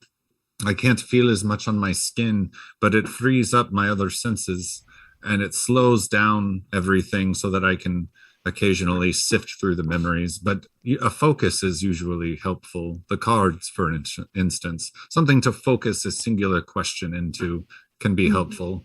So the moths are a focuser, and sometimes an item can do that as well. Do you have your own item that can focus you? I am sort of rare that I don't necessarily need one, but like I said, if I use one, usually I use my cards. I believe I am the only other one besides Matameva who knows how to read them in this way. I want to get better at them because I admire her a lot. She's a good one. Well, if you'd like to practice, we could always use an extra card reading. Yes, let's just plan it the best we can. It does drain me. Yes. And if it's not before an event of a certain magnitude, the energy may be wasted. So when you feel it's dire, we will. Oh, when is there not an event of certain magnitude these days? You must reset I the baseline understand. for yourself. This is safe right now. There is nobody trying to hurt us right now at this instant. We have a plan and we have resources. This is what should be considered good right now. Yes. If you can't enjoy this, you won't enjoy our future trip. Have you been to the vineyard, the winery? Oh, yes, I have. Our camps have traveled, our wagons travel west past Kresk and into the Mist Pass there sometimes. I remember when I was a smaller girl, the hill of Yester Hill has a view that is magnificent, as if you can see through the mists into your memories of old. It's one of the reasons I want to go. I want to peer into the mist of Yester Hill and see if I can see my memories more clearly right in front of me instead of in my dreams. But beyond that, there is much in Kresk and much at the vineyard that can be of help. The Martikovs are a big ally, and if they say this is the most important thing, then we must listen to them. Interesting. Have you ever been to that old guard tower between Barovia and Ravenloft? The old wizard's tower? No, it is off limits even to me. At least I know I would be under lock and key for a whole year if I dared defy Artigal on this one. Luvash doesn't seem to care, but they fear wizards and they fear mages, and that was an old mage tower from long ago. They suspect there is still some evil haunting it to this day, so we stay away. It has an interesting looking glass that shows us a time that is not our current time. I believe it was talking the about different past. towers here. I was talking about the old tower that we stayed at. Yeah. Yeah. No, we're on the that was a same wizard track. tower? Did you guys take that from the watchtower? No, we left it because you told us we got a feeling that it wouldn't do what it does if it was. I was going to reiterate that, but yeah, go ahead. So no, she has seen it on her trips to and from Serpool. She's seen that watchtower, but they never stop there. Part of their normal trips are going straight through and resting at Serpool, so she's not familiar with it in the way that you guys are. But she always loves the story. Yep. Yeah, I just tell her a story about it. Tell her like what we saw and yes, everything about yes. So those ghosts are not just seen to me, but even to the land itself. I get the impression the land is mourning its own lost fate or its own what could have been.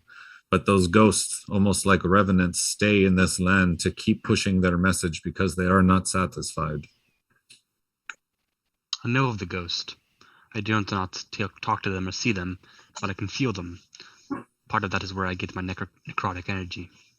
Yes, so you know too. It is not hard to attune to the world around us and find that there is much more than the eye can see.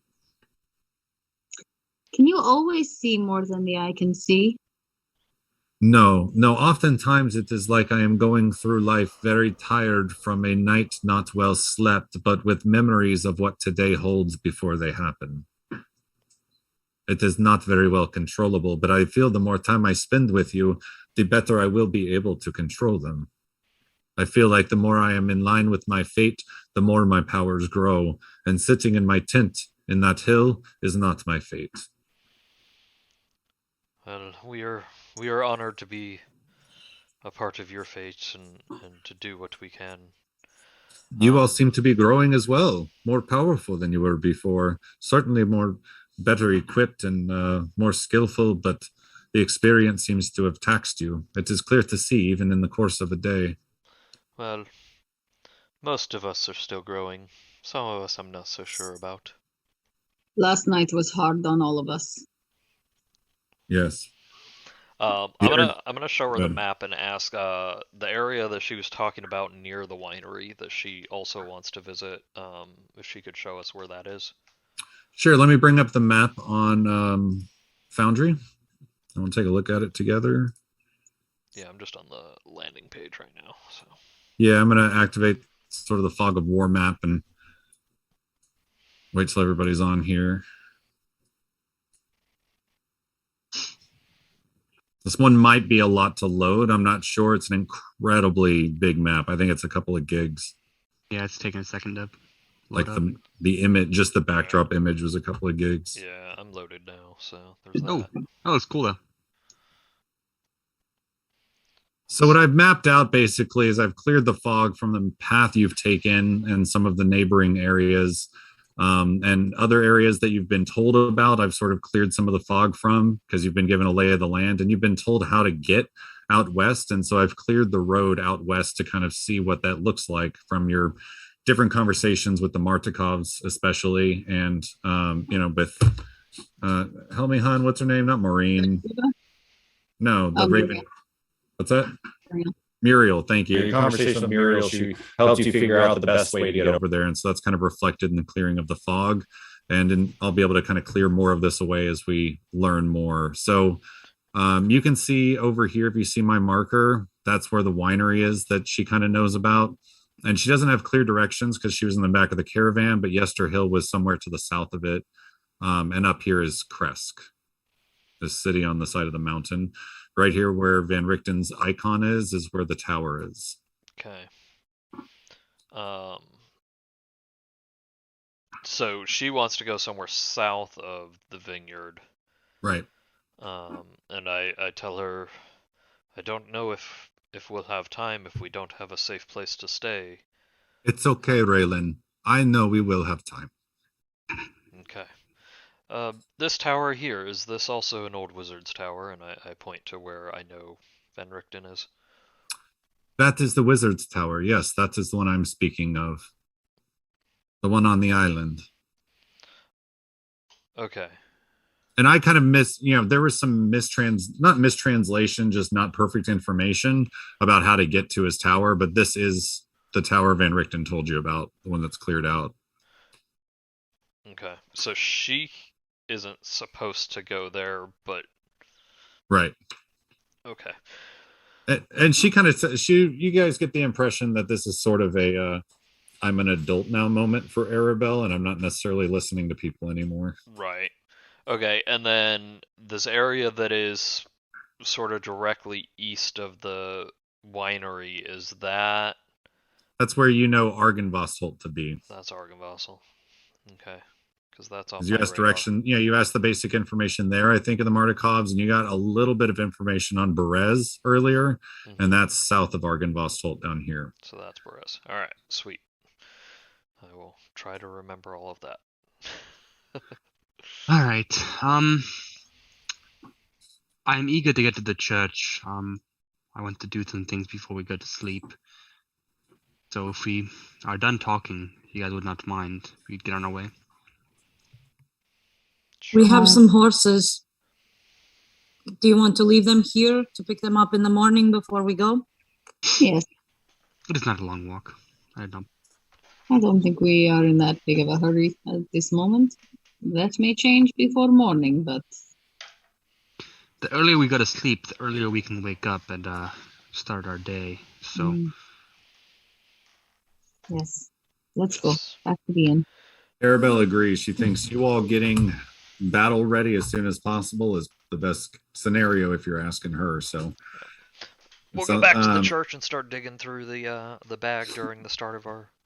Yeah, on your way out, the Martikovs, at least Erwin and Danica, stop. Ray and Brom are off kind of wrestling somewhere, but they say, "Are you checking out?" And they say, they've got a couple customers in the bar, so they're kind of talking under their, a little bit code, but are you checking out now? I believe we will be staying elsewhere for at least the next night or two. Do you need any possessions sent forward to you? Do we have anything here, guys? No, I think I am taking all of my things with me. Only our horses. Would it be okay if apparently we have some steeds out back if they stay here still? Just overnight. Yes, of course.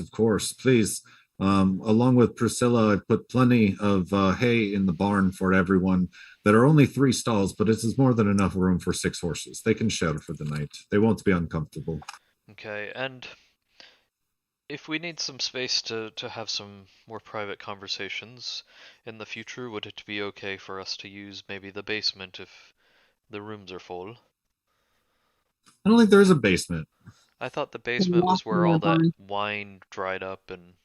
Oh, gotcha. It's sort of a back room and a side room, just same elevation, but yeah, absolutely. He does say, you know, the room that Rictavio was staying in is the most soundproof and the one with the easiest back access. If you need a place to stay, I could hold that room for you, just in case. It has had extra precautions since Rictavio moved in. Those precautions remain even after he moved out. Okay, well, that would be appreciated if... Maybe you rent it out last if you must, but otherwise, if it remains available, that would be appreciated. Are they saying that it is safe for ZAPH to stay there? No, they were saying that there's there's a trap door in there that you can get into the stables from. So if you're going to stay somewhere in the inn, or if you're going to have a private conversation, Rictavio took the time to soundproof the room and like really more fortify it, so that it's a better place, so that you don't have to talk in the wine room. Got it. Like soundproof, not hag-proof. Yeah, soundproof, not hag-proof. Exactly. Doesn't have any bones in there. Nag-proof, but not hag-proof. Very good, very good. I don't like the term, but I had to use it this time. All right, so after Melvin comes out to greet you all and he gets some rubbins, you guys depart and head west, and you see a couple of friendly ravens sort of looking overhead, monitoring the activity in the city and rapidly bringing information back to the Blue Water Inn to keep the Martikovs informed. And it's not but about 8 or 9 minutes before you've got St. Andrew's coming up on your right, and you guys get to the church. All right. Watch order tonight. I imagine many of us want to know what there is in the bag, but it might be best to do that during one of our many watches, if anybody is willing to take up the responsibility of figuring things out. I mean, it's probably like 7 p.m.-ish at the latest now, right? Yeah, at the latest. Like, add 8 hours to that, it's still plenty dark. I think we've got an hour that we can dig through this bag and start attuning. Yeah, it's fine if it's 6 p.m. if you want. You haven't been doing much. So. Yeah, you want to get some rest. I get it. But people can start attuning to things during their down period, I think. Also remember that ZAPH is the only one to identify, so he kind of has to be up during this period of time. But if we attune to them, then they're identified. Yeah, I mean, you can if you want to, but... Does identify detect curse? I don't think it does. I mean, we're not going to expect anything from the Vistanis to be cursed. You can spend an hour with something just to find out, the information about it without attuning, or you can spend an hour to attune and you get the information anyway. I'm going to assume it's safe, and I'm just going to attune to whatever's good for me. So. All right, well, ZAPH, you go to sleep. We'll divvy this up and leave you whatever we think is best for you.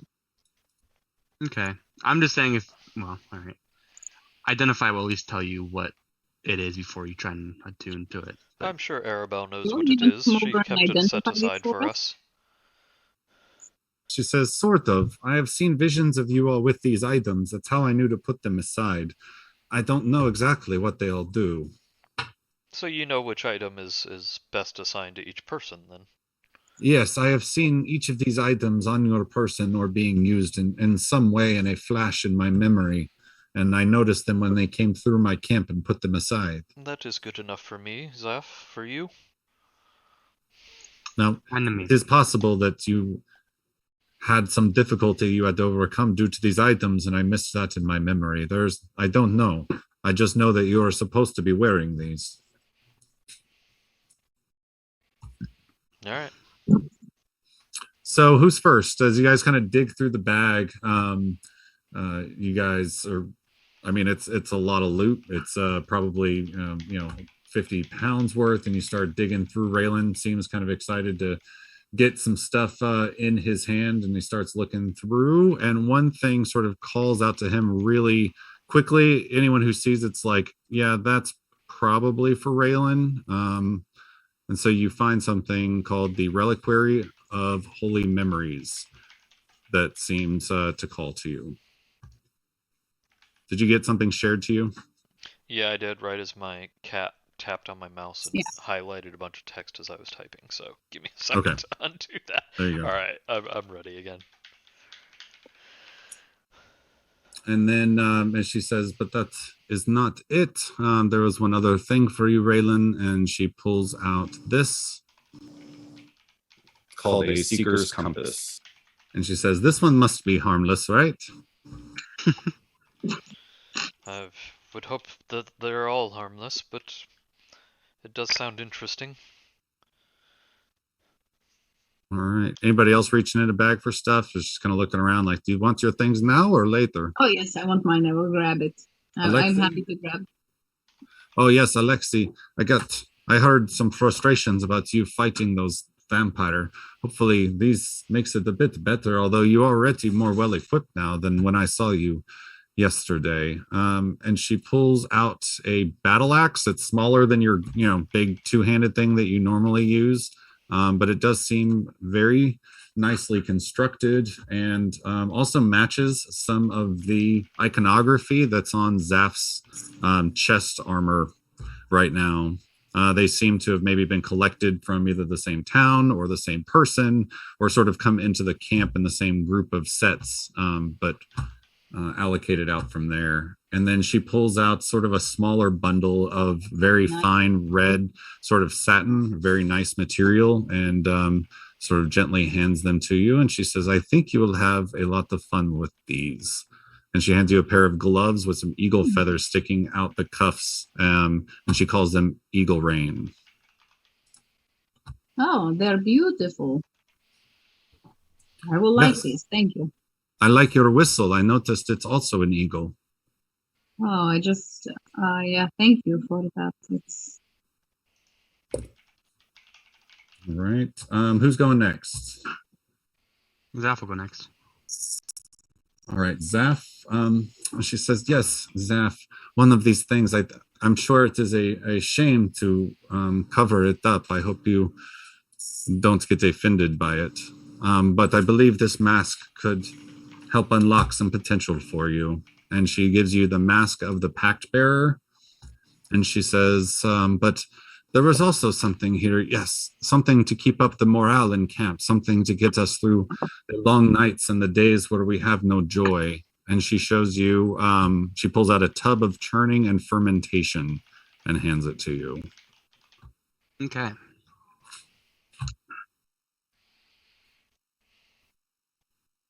All right, who's stepping up to the bag next?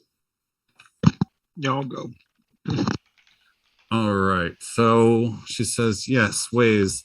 This one was actually hard because in my visions, it's very hard to see you at all, and sometimes hard to tell what you're wearing because you're always in the shadows. But this one came through very clearly, and she pulls out something very small and kind of puts it in your hand, and it starts wiggling almost immediately.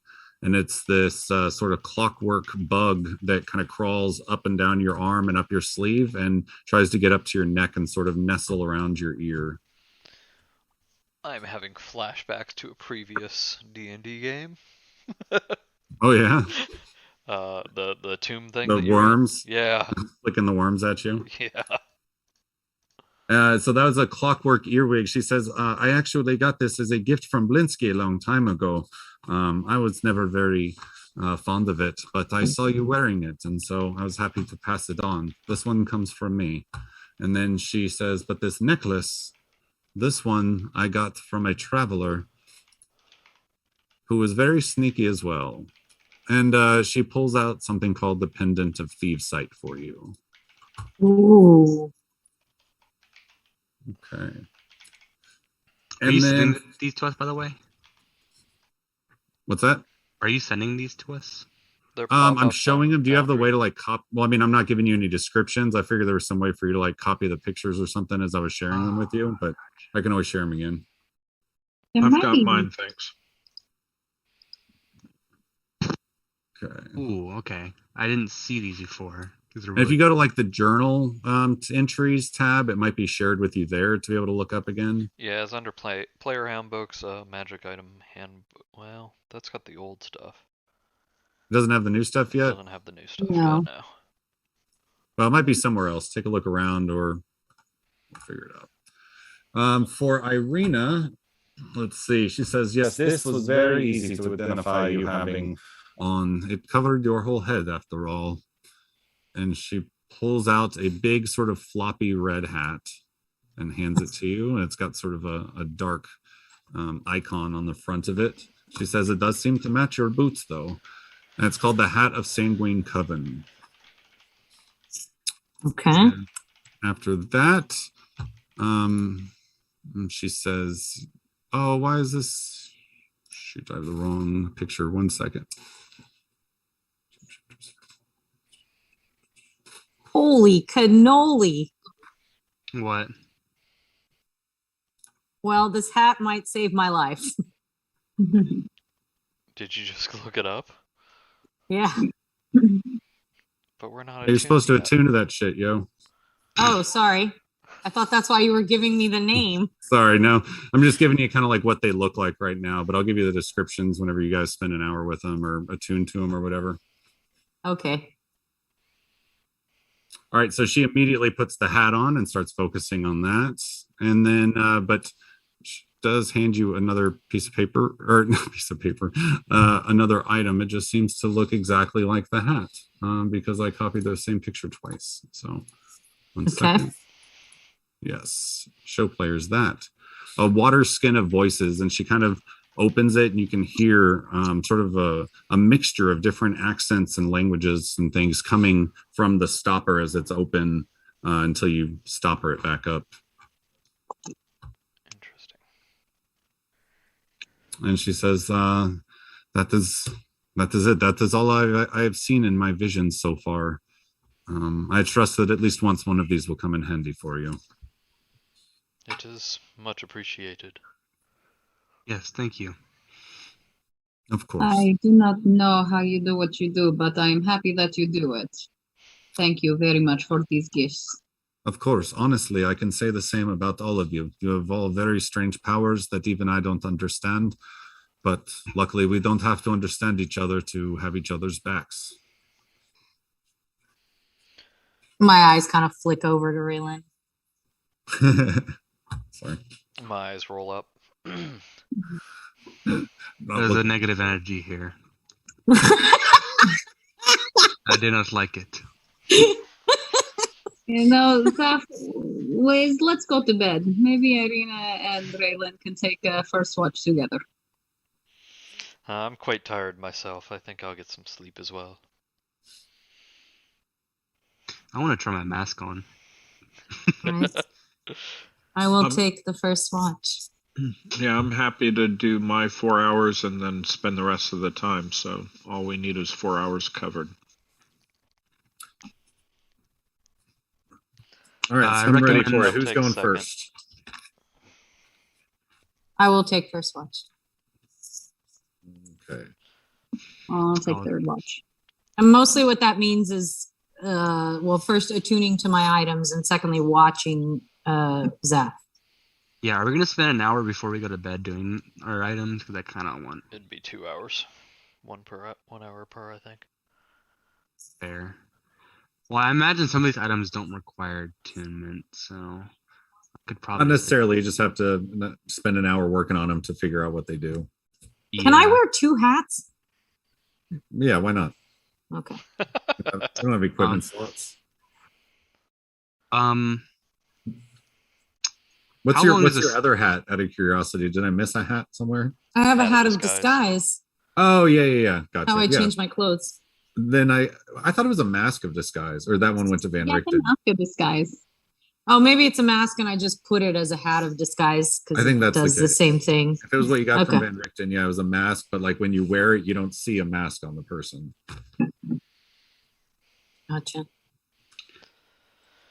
Does the appearance of my mask based on the user? Is it? It's based on your pact. So you've got this wooden mask, and when you do get to kind of attuning to it and putting it on, and it sort of gently hugs your cheeks in a way that it doesn't fall off, but it doesn't pierce your skin or do anything evil. You start to see little tiny sort of baby bird black feathers sort of pop through some of the seams, and a very light holy halo sort of form around it. And it sort of takes the shape of whatever Mount Celestial imagery would be appropriate based on your patron. Cool. So is it based on my patron, or I guess it doesn't really matter, just based on the Warlock in general? Yeah, just based on your background. How it looks is all flavor, but yeah, you get, I guess you'll find out when you do it, but it's based on your patron spell list. So that's what I say, whatever your patron is. Okay. All right, so IREENA, you are awake while everyone else, I guess, starts going to sleep. You put this hat on, and yeah, like you want to tell everybody what you find out about it? Yeah, sure. First, can you tell me what the second item was? Yeah, water skin of voices. Let me see if I can. Got it. I got it. Yeah. Okay, so the hat of the Sanguine Coven allows me to cast the spell Chill Touch at will. And then also, when I have 0 hit points, I die after 6 failed death saving throws instead of 3. And but the DC is 15. Oh, that's right. Yep. That sucks. And then I have, whenever I roll a death saving throw, I can also cast Chill Touch. Whenever, so I can cast and walk while I'm dead or while I'm dying. And if you hit with Chill Touch, you get a +5 to your next to the death saving throw. So it kind of puts it back to 10 as long as you're hitting things with Chill Touch. And it's a very fancy looking. So I'm gonna attune to that. Okay. Give me a perception roll at disadvantage. Disadvantage. I mean, that's not gonna go well. 2. Okay. Right now you've sort of got some extra lanterns and candles lit inside the room to get a really good look at these items. And it casts a pretty big glare sort of on the window as the light gets darker and darker outside, preventing really much vision of what's happening outside. But everything seems quiet inside the inn. There's no calls for help from the Martikovs and no signs of any intruders. ZAPH also seems fine right now. I'm sorry, not the Martikovs, the church.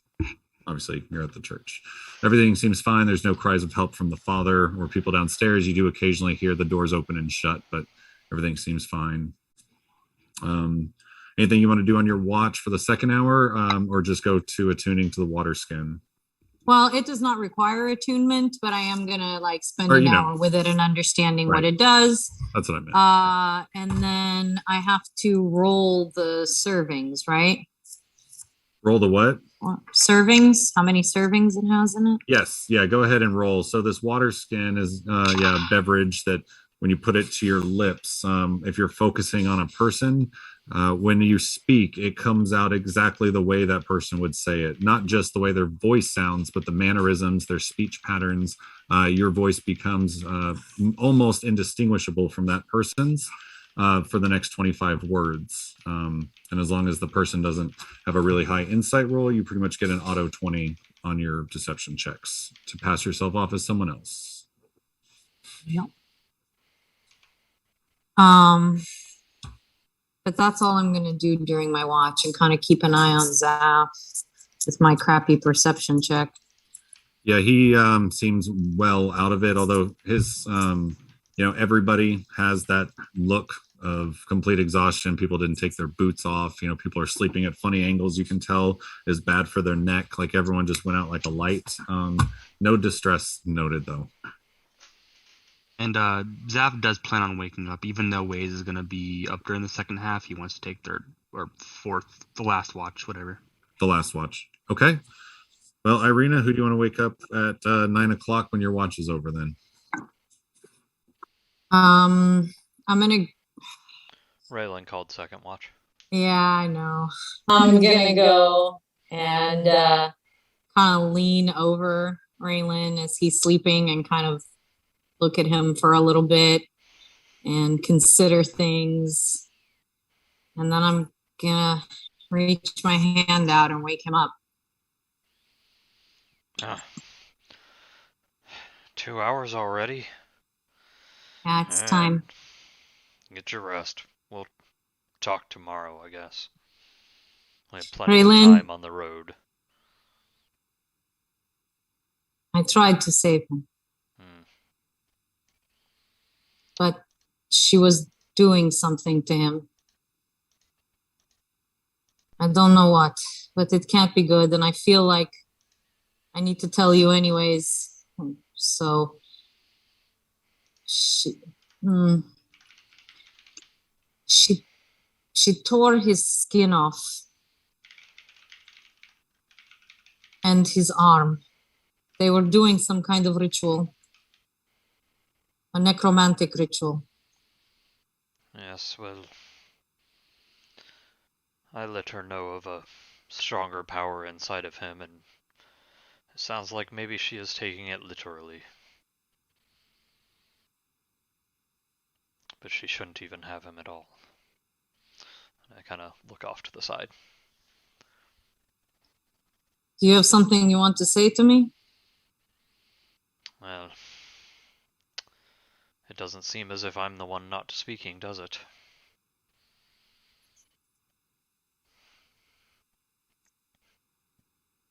Look, What was the deal?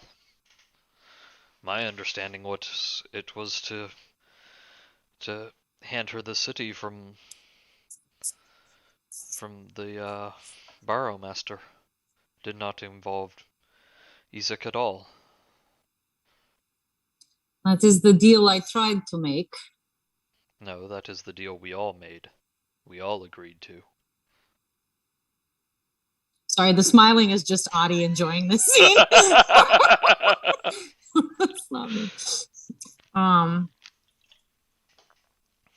Very well. The deal I made was for your brother's life. And when did you start dealing in innocent lives? Your brother was not innocent. How about Felix? Was Felix not innocent? Possessed by an unknown entity? Controlled by an unknown entity? And yet we did everything we could to save him, and we did.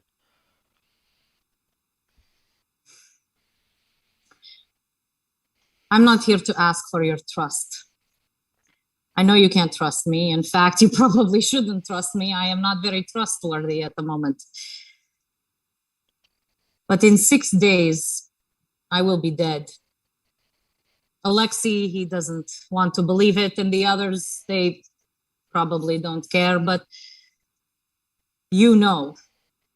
I know that you do. I could see it in your eyes the night in the chapel when I made the deal, and I see it now.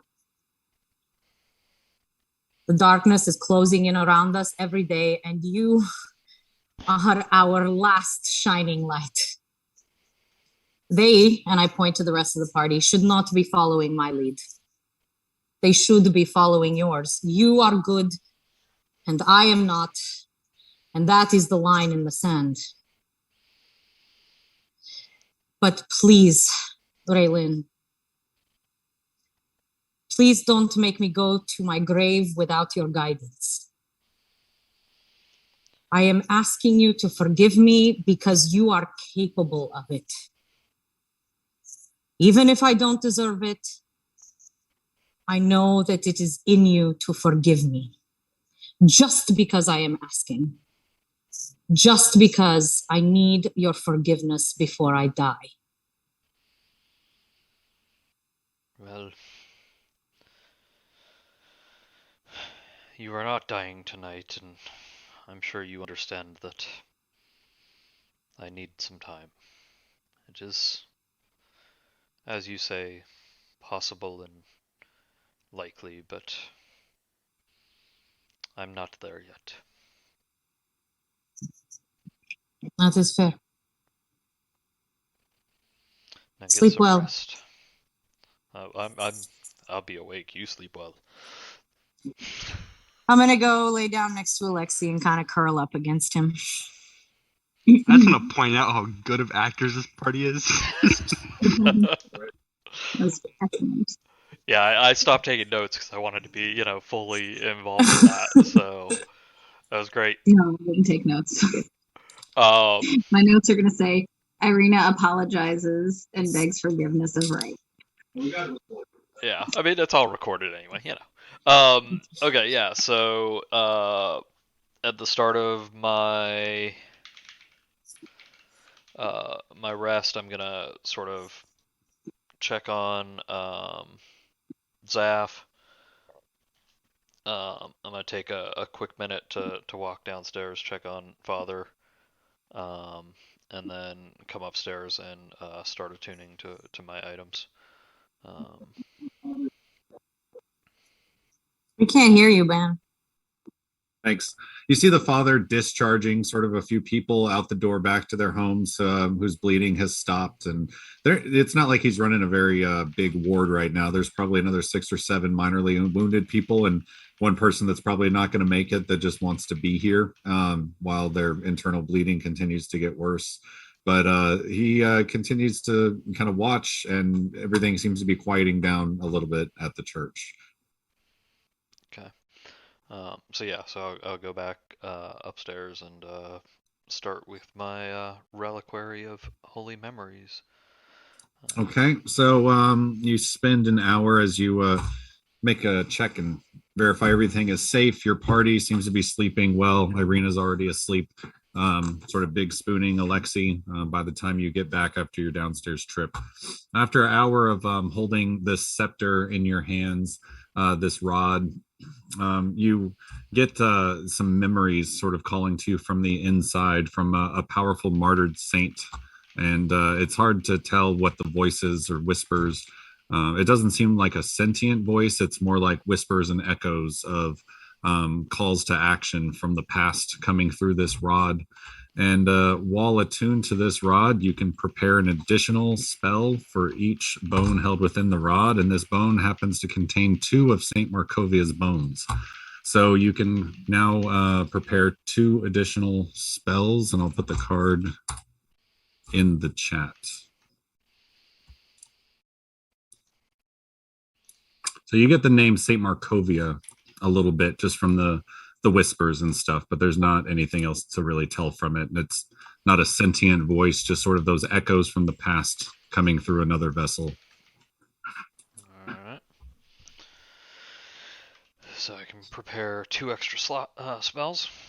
Mm-hmm. And I know where a couple more bones are. I can, go grab and throw in. Just any bones, just stuff, any rat bones, cat bones, whatever you can find bones. A lot of collecting of bones now in our holy area. No, ZAPH, I need those.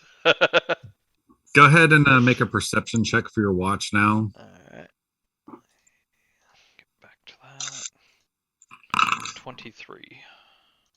Okay, so you kind of dim the lights a little bit and take a look outside, and the streets have quieted down significantly.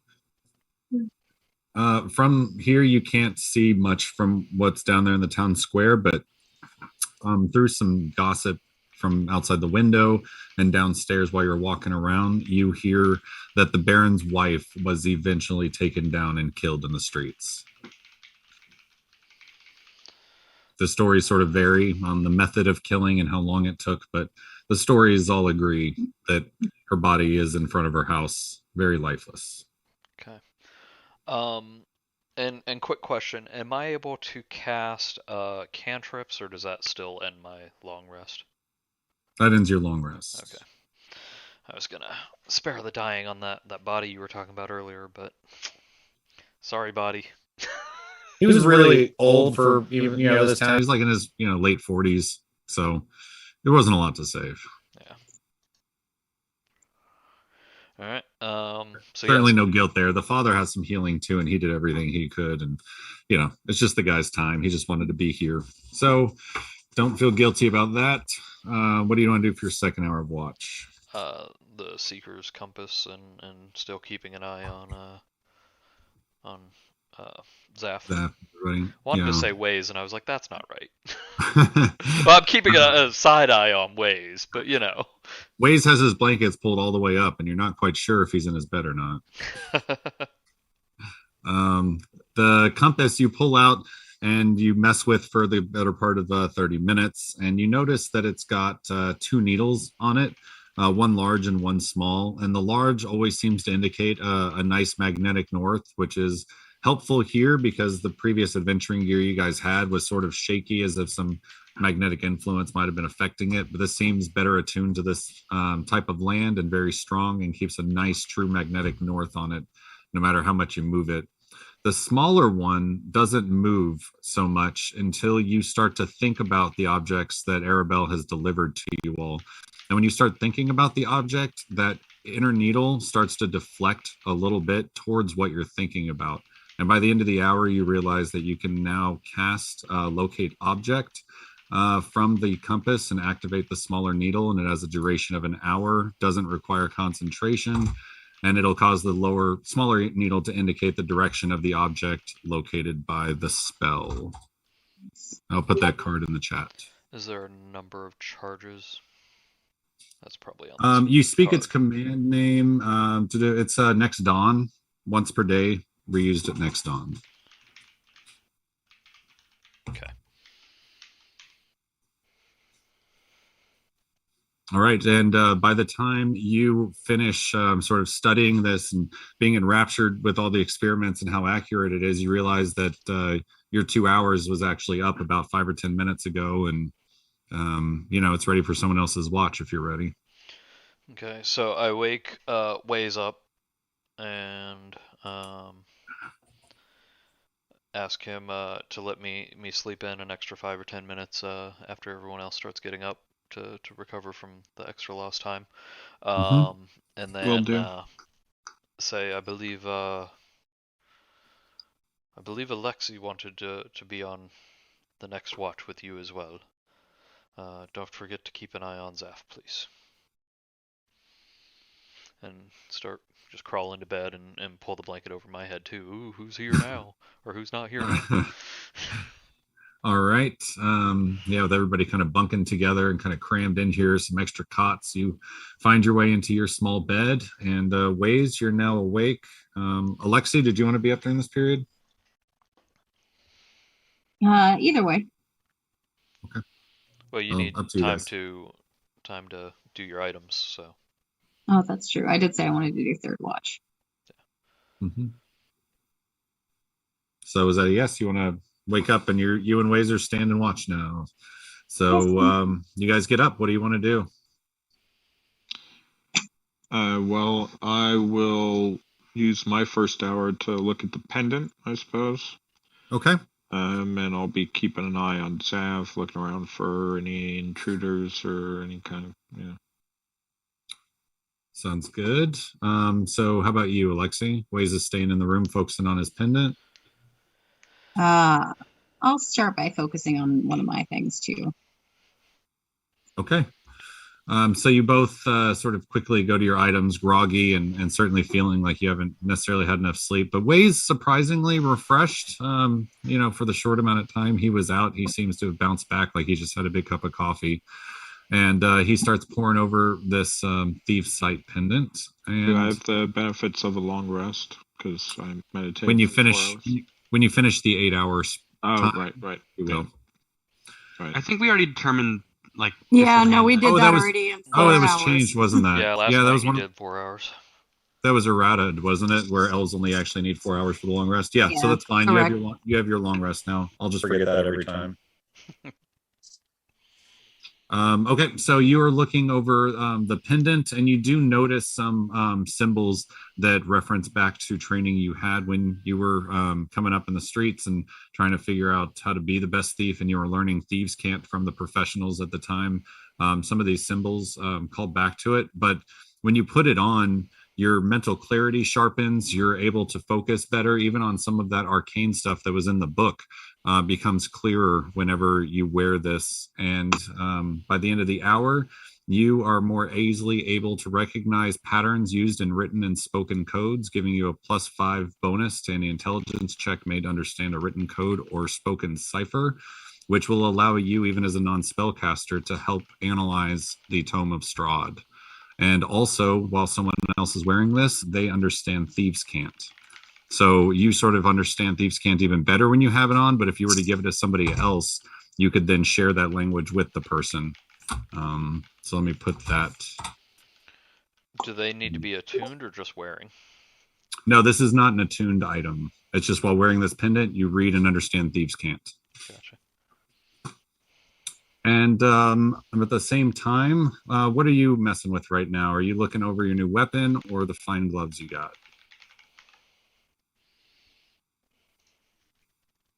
Alexi? Oh, me? Yeah. Yes. I'm looking at my weapon first. I'm really excited about This my all new checks blade. out. Yep. Yeah, All right. I'm just, really analyzing it, looking at it in different lights, if I can find any light. And So, yeah, you definitely recognize the silver make of it immediately. You guys already have good experience with silvered weapons. It seems, for a one-handed weapon, incredibly sharp, but also hefty. And you, after the end of the hour, realize that about an extra 2d6 damage will be done instead of normal dice when landing a critical hit. That doesn't double the... Sorry, let me restart. You gain a +1 bonus to attack and damage rolls made with these weapons. They deal 2d6 damage instead of their normal damage die.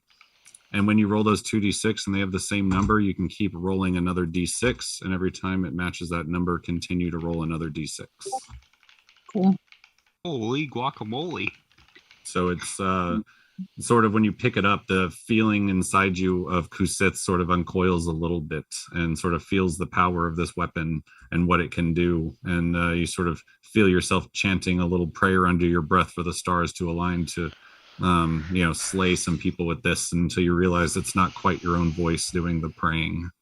Actually, I also want to be compelled to go into the hallway, and I just want to take some practice swings with this. Yeah, absolutely. You can go out into the hallway and you see there's not really... Well, there's a couple of patrons downstairs, actually, but Van Richten's room is empty, and you kind of step through the soundproof doors and you just let it raid, whatever you want. But oh, damn, I always think you're on the Martikov thing. Yeah, all right, so then be careful because there's not a lot of soundproofing up here. So you go out into the hall and there's an empty hallway leading down to the stairs that go down, and you kind of quietly close the door behind you. And you feel you now have a hand free, which you're not quite used to now. But you find just as much power behind this one-handed weapon. All right, this feels good. Oh, this was a good find. This will serve us well, especially against those vampires. I will not be left unprepared for them again. Now we'll go back in to find my eagle gloves. Okay. When you go back in, you don't know when it happened, but sometime when you were sleeping, Arabelle stopped being in this room. She kind of fell asleep under a cot, kind of quietly on a blanket. She doesn't seem to be in the room right now. But as you come back in, you pick up your gloves and start focusing on that. For the second hour of your watch, Theo, did you want to look at the little clockwork bug or do something else? Yeah, I'll look at the clockwork bug, but did I notice anybody leave the room? Or? Nope, but you guys can both make a perception check now for your watch. Yeah, it did. Neither. When you guys woke up from your watch, she wasn't in the room. You didn't see her go. For you. Can my perception be hearing as well? Yes, absolutely. It's seeing or hearing. In fact, right now it's more hearing than seeing. Oh, that's way better. That's 18 for me there. Okay, 22. Okay, 18 and 22. You hear the father sort of go, his soft, old, slow feet kind of come up and go to his room at some point in the night. And what you hear, the 22 came from you, Alexi? Mm-hmm. Okay. What you can also hear is the sound of Arabelle's breathing coming from the door next door, and she seems to be actually sleeping close to Gertruda right now. She somehow made her way to the adjoining room during the watch before yours. As I hear that, I want to go like just quietly peek in the room just to make sure that I see this. Mm-hmm. Yeah, and you can now see her sort of sleeping, sitting up, with just kind of sitting up against the clothing dresser. Instead of sleeping horizontally, she's sort of sitting up and has nodded off and has chosen to sleep in here tonight. All right, I close the door again and I say, "Oh, WAES, it is so cute. The two girls are bonding." Hey, what did you get, WAES?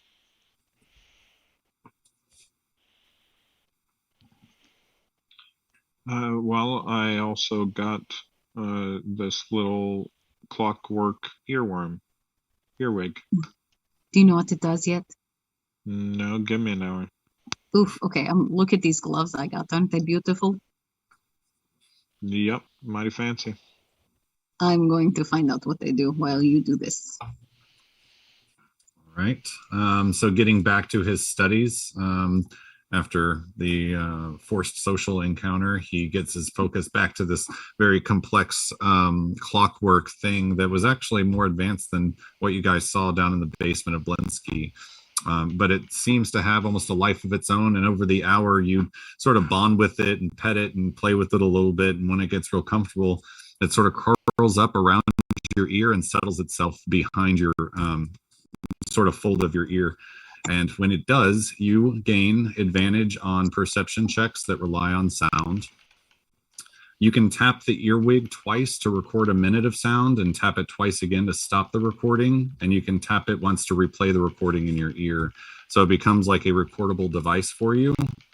And you can speak the earwig's command word to cast the comprehend language spell from it.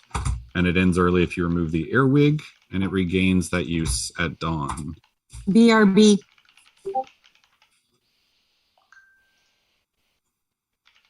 Cool. So yeah, I'll let little Earl, as I'm Earl? going to call him. Nice. Right next to your Earl drum. Yeah, curl up.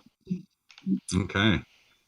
And Alexi, while he's doing that, you put these gloves on, and you feel the eagle feathers very natural. Although it kind of scrapes against the scales that are growing on your skin, the feeling of feathers is a reminder of home, as eagle feathers have been part of your training and your heritage for a while. And when you wear them for an hour, you start to gain a sort of relationship. You make a new friend that doesn't even exist here yet. Some sort of eagle spirit itself. Oops, what did I just do? And as you get to know these gloves better and better, you almost feel like if you reached out, you could touch it or call to it to land on these gloves. And at the end of the hour, you learn the Find Familiar spell as an action instead of a normal casting time. You can cast it as an action, and when you do, it takes the form of an eagle. And when it falls to 0 points, it can't be summoned again until the following dawn. And furthermore, if you really concentrate on the glove for an hour, a giant eagle is summoned. This is going to be awesome. Hey, WAES. Hey, WAES. Yo. Are you done? Do you know what it does? Do you know? It's just a little pet. It doesn't do anything? Well, he curls up next to my ear. I think I will be able to get a pet too. it will be an eagle. I Sounds see awesome. it could be very large if I wanted it to be. Well, you just keep him away from my little Earl. Make sure he doesn't try for a little snack. Yes. This is true. I don't think he eats clocks, though. I don't think he eats metal. I don't know, Magic Eagle. This is true. Magic Eagle eats metal things. Maybe I should keep my new swords away from it. Depends on They're how big you very make them. Yeah. Look, do you want to see? Look, they're beautiful. Can you hold it? You want to hold it? Here. I'll make sure that he's on my left arm so that he's not near Earl. No, Okay. my weapon, not my eagle. Oh, looking at the weapon. Oh, very nice. Can you hold it? I'm trying to stand watch right now. I probably shouldn't really be engaging with you. So gonna go What did you notice check tonight? over. Theo, I'm going to give you one more perception roll if you'd like, not only for your focus during watch standing, but also for the new advantage you have on perception checks you make to hear things, just in case you get some over a 20. Sure. So it's +5 perception when I'm doing a sound check. Or checks for with sound specifically, right? No, the pendant gives you a +5 on intelligence checks to understand written or coded ciphers. So that will help you understanding the tome. The clockwork earwig gives you advantage on perception checks that rely on sound. Oh, okay. So cool. All right. Well, natural 20. Nice. Oh, nice. Okay, so let me see. Let's say that at some point towards the end of your watch, you sort of go investigate some of the damage up on the roof, right? You got this big hole in the roof that's a little security risk, and you go up there and manage to get a really good view of everything. And you're kind of testing out your earwig, and you're sort of zooming in on sounds that you wouldn't have been able to hear before.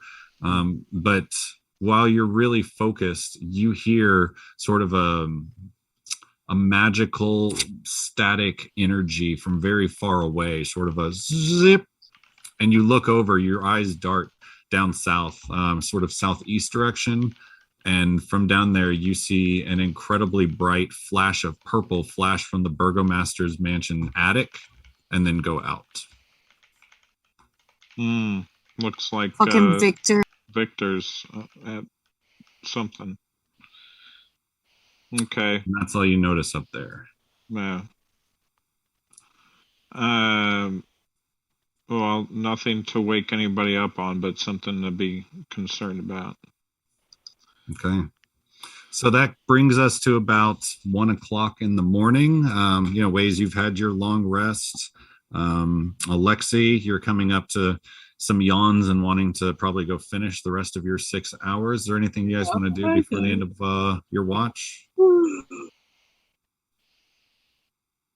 No, I will go to bed. But as I get in bed, I want to lean over and give IREENA a gentle kiss on the head and kind of nuzzle her hair and then curl up with her.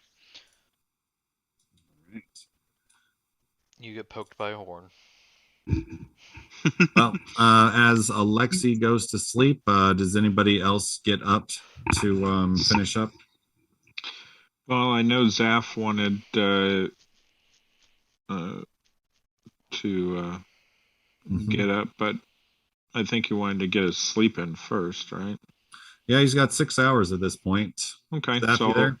Yeah. Yep. I'll go ahead and wake up, go over to ZAPH and, hey, are you rested? Do you want to get up? I'm gonna stick around and keep watch, but if you want to get up, then. Yeah, I think I've got enough sleep where I can stand just kind of some light activity. Yeah, I think at the end, when you get your long rest, your exhaustion level goes down, right? Yeah, but it's at the end of the 8 hours. At the end, right yeah. now. So you're just, you've gotten your rest, but your body was flooded with so many of those like chemicals that paralyze your body when you sleep that coming out of it, you're still feeling this incredible sluggishness, but it's starting to clear with every minute that you get closer to dawn.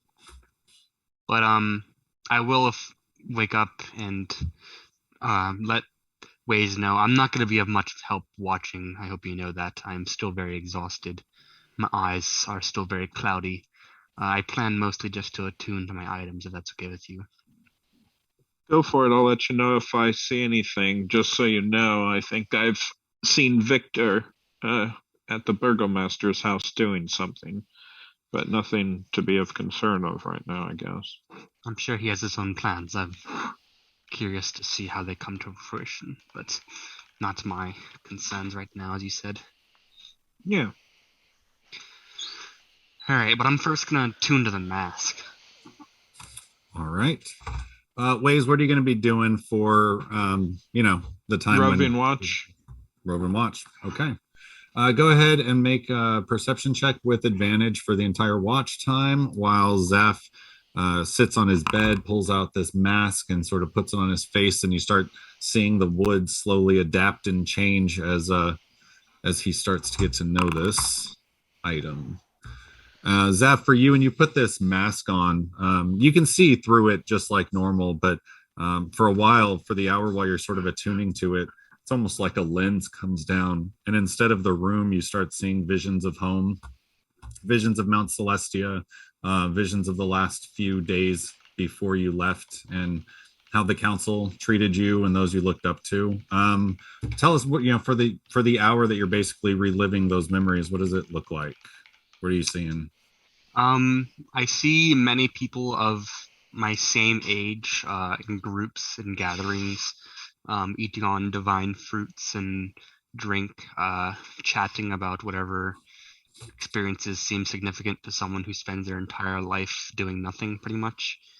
And the group that ZAPH used to hang around were usually partaking in some less favorable activities, perhaps indulging in some stuff that they shouldn't be indulging in. So ZAPH, with his experience now, kind of looks at these things as something that he shouldn't be doing, but still in this sense of a sweet memory, he wishes he likes the what's the word looking for? Cherishes the visage of a world less heavy on his shoulders. Okay. And how would you describe your patron? Whoever, where you get your warlock powers from. Is it a single individual? How would you describe it? It's like a council. Okay. That kind of deals with the handling of delinquents. And what does the face of that council look like? What is the ultimate authority of that council? Sort of like, what does their face or their embodiment look like? I would say it's like a older looking celestial with like silver gray hair rather than bright blonde, and perhaps a bit more aging in their face, a rigid facial structure, and a halo above their head. Okay, so after reliving some of these memories, some wistful and happy, and some people that you miss, you find yourself in a completely white room with a single chair and a gentleman sitting in it, the man that you just described, who speaks to you in a very calm Morgan Freeman-like voice, and he says, "ZAPH, it's been a while. Come, sit." Is this real? Oh, it's happening. It's Okay. time to get us an update. It's time to find out what you've learned on your trip so far. See what kind of mistakes you've found ways to atone for, and if you're on your path to becoming part of Mount Celestial again. Gladly. I hope we have enough time for me to say it all. I am happy to hear that you are overflowing with lessons in your time. There was much room for improvement. Tell me, what has changed inside you? What have you learned since you've been there? I understand the hardships in one's life, how they're meant to change you and adapt who you are. Since I've been here, I've gone through many things very difficult. Not only difficult on the body, but on the mind. And I've kind of better learned to handle them, and I now know how to use them to help me and who I am. And how do you want to help you? What is it that you want for yourself? Well, as you know, coming into this, I was very self-centered. I cared mostly just about myself and what pleased me, but coming out of this, I see more of an effect on other people. I want to be able to widen my perspective and be able to take into account the feelings and situations of other people. It sounds like you are on the right path, Safrael. We do not live in luxury for ourselves. We are beacons. We are the goals. We are a light post for others to look to understand that life has other things than misery, things other than suffering. And we must understand that suffering because we can't just enjoy it for us. We must think about those whose feelings are more important than our own. And that is what you will learn. Who is it that puts you in the place of power? Who are you doing it for? And suffer their suffering. There is another, one sent hundreds of years ago, down to heal the land that you stand on today. He still stands, and your final repentance will be to eliminate him from his own suffering. Not to bring him back to Mount Celestia, but to eliminate his twisted perspective and view on the people that he serves. I do not know what that means now, but I assume that I will come to learn when that time comes. You will. You are but days from meeting him face to face. You might find him admirable even, certainly questionable, and your party might have mixed motives. But this may be the last time I'm able to speak with you, so keep your mission in mind. Don't just focus on self-improvement. Achieve the goal. That is the two-pronged approach the Council will consider when we reevaluate your entry. I understand. I've changed a lot since you last talked to me. Hope that is evident. Everything has changed, he says, as the sort of chair recedes back into the whiteness, and you're left with the white sort of flat screen on the eyes as it flicks open, and you are faced with your your crowded room there in the church again. You become attuned to this item, and as you can see from the picture down there, you can cast one spell from your patron's expanded spell list without expending a spell slot, as your patron reaches forward to try and grant you some extra strength to finish your mission. Does it say anything about material components? Doesn't. Spell cast in this way is always cast at its lowest level. No, so all the other requirements for spell casting would still be appropriate. Okay. So I can't cast Revivify without a diamond, sadly. Nope, but it wouldn't take a spell slot once a day. Gotcha. All right, so that finishes up your first hour. What was your perception check? We already did that with Victor, yeah. So you are viewing all that. ZAPH, I guess we'll go to the next hour of yours. Do you want to move on to your next item? Sure. All right. So with the memories of Mount Celestia in mind, you get something that may help you enjoy some of that taste from home, as you get something that can now make 2 gallons of liquid or 1 cubic feet of material per day, if you have the right ingredients to put into it.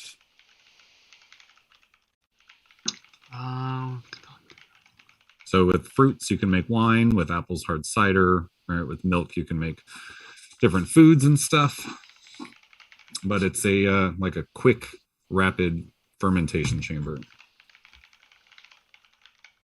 Cool. Not enough to feed all of Barovia or even Vallachi, unfortunately. But the wine they need. What's the what's the quality of said wine? I would say the quality has to do with the ingredients. If you want, we can roll like a D20 every time you do it, and on a 20 you get something of exceptional quality. I'd be fine with that. Okay. Otherwise, it will just be standard. Okay, so Hesitation can make it taste whatever, like whatever though. right.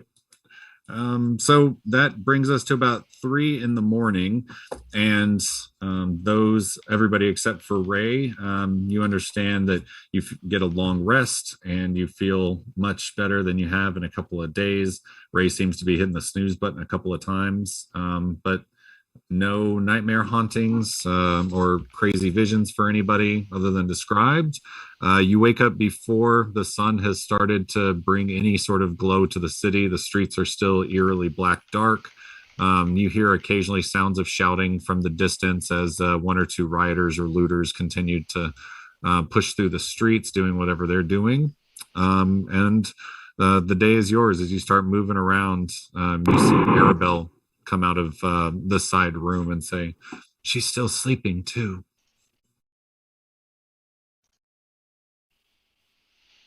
You're mute. Arabelle, do you have any ideas on what the safest route for Gertrude to go is? I think you've done a pretty good job of protecting her here. If this place is strong enough to keep the hags away from ZAPH while he's sleeping, which, looking over at him and the color under his eyes, it seems to be, I don't know a better place for her. Okay, good. Great to hear that. If we want her to be free in this world, we will eventually have to take care of the threat to her. But for now, this is a good spot for her. Yes, I don't think we are going to do that this morning, so I have to agree with you, REYLYNN. We should get our horses and go. Oh, Yes, I think we should get on the road as quickly, as early as possible. I think it will be a dangerous road. All right, so you guys gather the belongings that you have, the few things on the night tables, and the few socks and leggings and stuff from under the bed, and stuff them into your sacks. Pack up, tighten all of your belts and your straps, and say a quick goodbye to Erwin, who is up late downstairs, sort of making some notes and compiling some information from the Ravens. And Not the Martikovs. sorry, damn it. Why did you guys have to stay at the Blue Water Inn? Sorry, you go down and check in with Lucian, who is not anywhere around, but you do see Yeska, who has arrived and is sort of taking on his daily duties again. He's you see him lugging pails of fresh water back and forth from the well to both the holy sacrament sort of water wells, and also to go around and fill up the cups of the people. You see a couple more people have come in, maybe 7 or 8 people now. But Yeska is sort of hustling back and forth while the father sleeps, trying to maintain to everybody. I look around and see if anyone needs a little spare the dying touch before I head out. Actually, the man who was sort of bleeding out that the father couldn't do much for, he still has a pulse of life, but he's sort of slumped over in a pew right now, with a very gray tinge to his face, just sort of gasping on some bubbles, saliva that are sort of choking up his windpipe, and he doesn't seem to have much life left. Alright, I hit him with the spare the dying and tell Yeska to make sure he gets a full 8 to 10 hours of rest, undisturbed. We'll see if that helps him. Yeah. It's amazing what that'll do for people. Yeah. Not He's dying gonna be good as anymore. new. The problem is he just couldn't sleep. Praise the morning Lord. Yeah, Yeska will go and sort of change the washcloth and say, "Well, I thought for sure. Father told me there was not much use in grieving over of spending time on this one over the others, but he seems to be getting better since you've gotten downstairs. You guys are amazing. Are you leaving?" Yes, we have many things to do, so we must get an early start, but What's the Father, church thank going to do you. without you? Who's going to fix everything? well, you are all safe now as long as you are within the church walls, so that is the important part, and we will be back. We are not gone for good. Yeah, and he sort of starts to break down into some tears, and he says, "But when you come back, you might not be like you are now. Like, we're friends right now, but when you come back again, we might not be friends anymore." Well, I promise you that everyone around me will make sure that if that happens, that I do not come back. But our goal... I don't believe you. Well, then you just have to have a little bit of faith. That's all I can tell you. And he says, like, "I don't want to have faith," and sort of runs over to the altar and just sort of cries. He doesn't want to hear the news that you guys are going. I sort of look over at ZAPH and a little bit of brokenheartedness in my eyes, and say, well, I don't know what else to say, and kind of look over towards Arabelle and say, we should get on the road as soon as you think it is safe. I think. I want to retcon real quick. Yeah, what do you want to do? For the sake of recovering from that level of exhaustion, I have to eat and drink during my long rest. So I would have had quite a few swigs of wine and water and munching on a ration I have in my pack. Well, it's a good thing you didn't have to go down for the sacrificial wafers and make a meal out of those. So yeah, I think we ate at the end, didn't we? Yeah. I said everybody grabbed food. Yeah, so it's fine either way. Sounds good. You retconned. You made sure and ate and drank during your watch, and you were feeling no effects from the exhaustion or from any nightmares in your sleep. So after you guys head downstairs and open the front door to the church, sort of very cool, crisp autumn air blows in, sending sort of a shiver to the people in the back couple of rows. Get out onto the streets and look around, and it's eerily quiet. The town for now seems to be at peace, and it's in contrast to the craziness of the last couple of nights. But it's completely dark behind you, and the gate stands in front of you. You can see now the gate is manned, unlike how it was yesterday. There's currently one red-cloaked young woman in her mid-20s holding a long spear and a book standing at the western gate.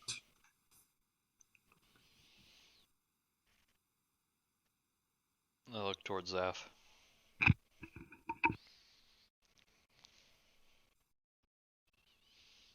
Unless you're not ready. ZAPH, you there? Oh, okay. I muted myself instead of unmuting myself.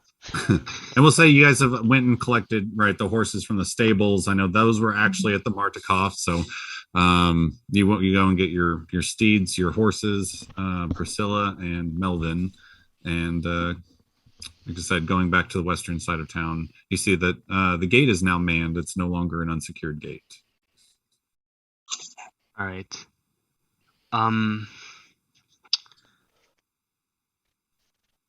I guess I'll be the one to approach. I'll follow close behind. I'll be there looking all- intimidating. We're all going with them. Blessings of the morning, Lord, to you all. And to you. Grunt. Where are you all heading? Out. You are friends of Lady Wachter, yes? Yes, we are. Yes. Well, we hope to see you all at the wedding. And she gives you all a smile. And she unlocks the gates and opens it. And she says, best of luck out there. I accidentally start snarling and showing her my teeth. We should kind of take a step back. It was very unexpected. I mind And, tell him to focus. Shake it off. All right, and when the last of you is through the gates, it closes with a very large clang, and the gate is locked behind you. In front of you, you see the leafless trees of the Barovian forest. In front of you, the Vistani camp just to your south, and a long, cold road in front of you.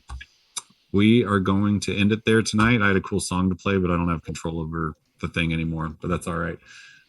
So that's it. You guys head out of town and begin heading west. And feel free to start planning, and we'll pick it up there next time. Right on, dude. Awesome. There you go, your host. Oh, am I really? All right, give me 1 second. I like this song for a wrap up. When are we finally leaving Vallachi? Let's see, share screen. For now. Unless you had anything else to do. Yeah, that was the impression I got. when we were picking up the horses, I would have asked the Martikovs if they had anyone at Kresk that we should make contact with that could get messages back and forth. She says that the ravens go in and out, but no residents there. It is a very small town. The burgomaster is a decent man. We usually send important matters to him, but we mostly collect news rather than send it to Kresk. We don't have operatives there. Okay. All right, here we go.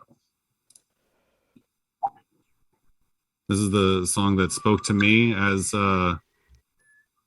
heading back out onto the trail as you guys come full circle from where you're coming into Vallachi. Obviously, the town completely changed hands of leadership. All of you changed in one way or another. A new friend with Arabelle with you now. And you are heading to what you know to be a very dangerous encounter from Muriel telling you about the swarms of trees coming to life and vines grasping at every traveler going through and bringing them down into certain death. The Martikovs, who are now stranded in the forest outside their winery, unable to operate as the spies they once were and unable to distribute the wine that kept Barovia sane. The magical gems stolen by angry druids for reasons unknown, and the winery now infested. You guys head west in order to help clear some more problems in a rush before having to get back to the castle for IREENA's pending nuptials and or death, depending on how she plans it. So thank you all for playing the first half of Curse of Strahd.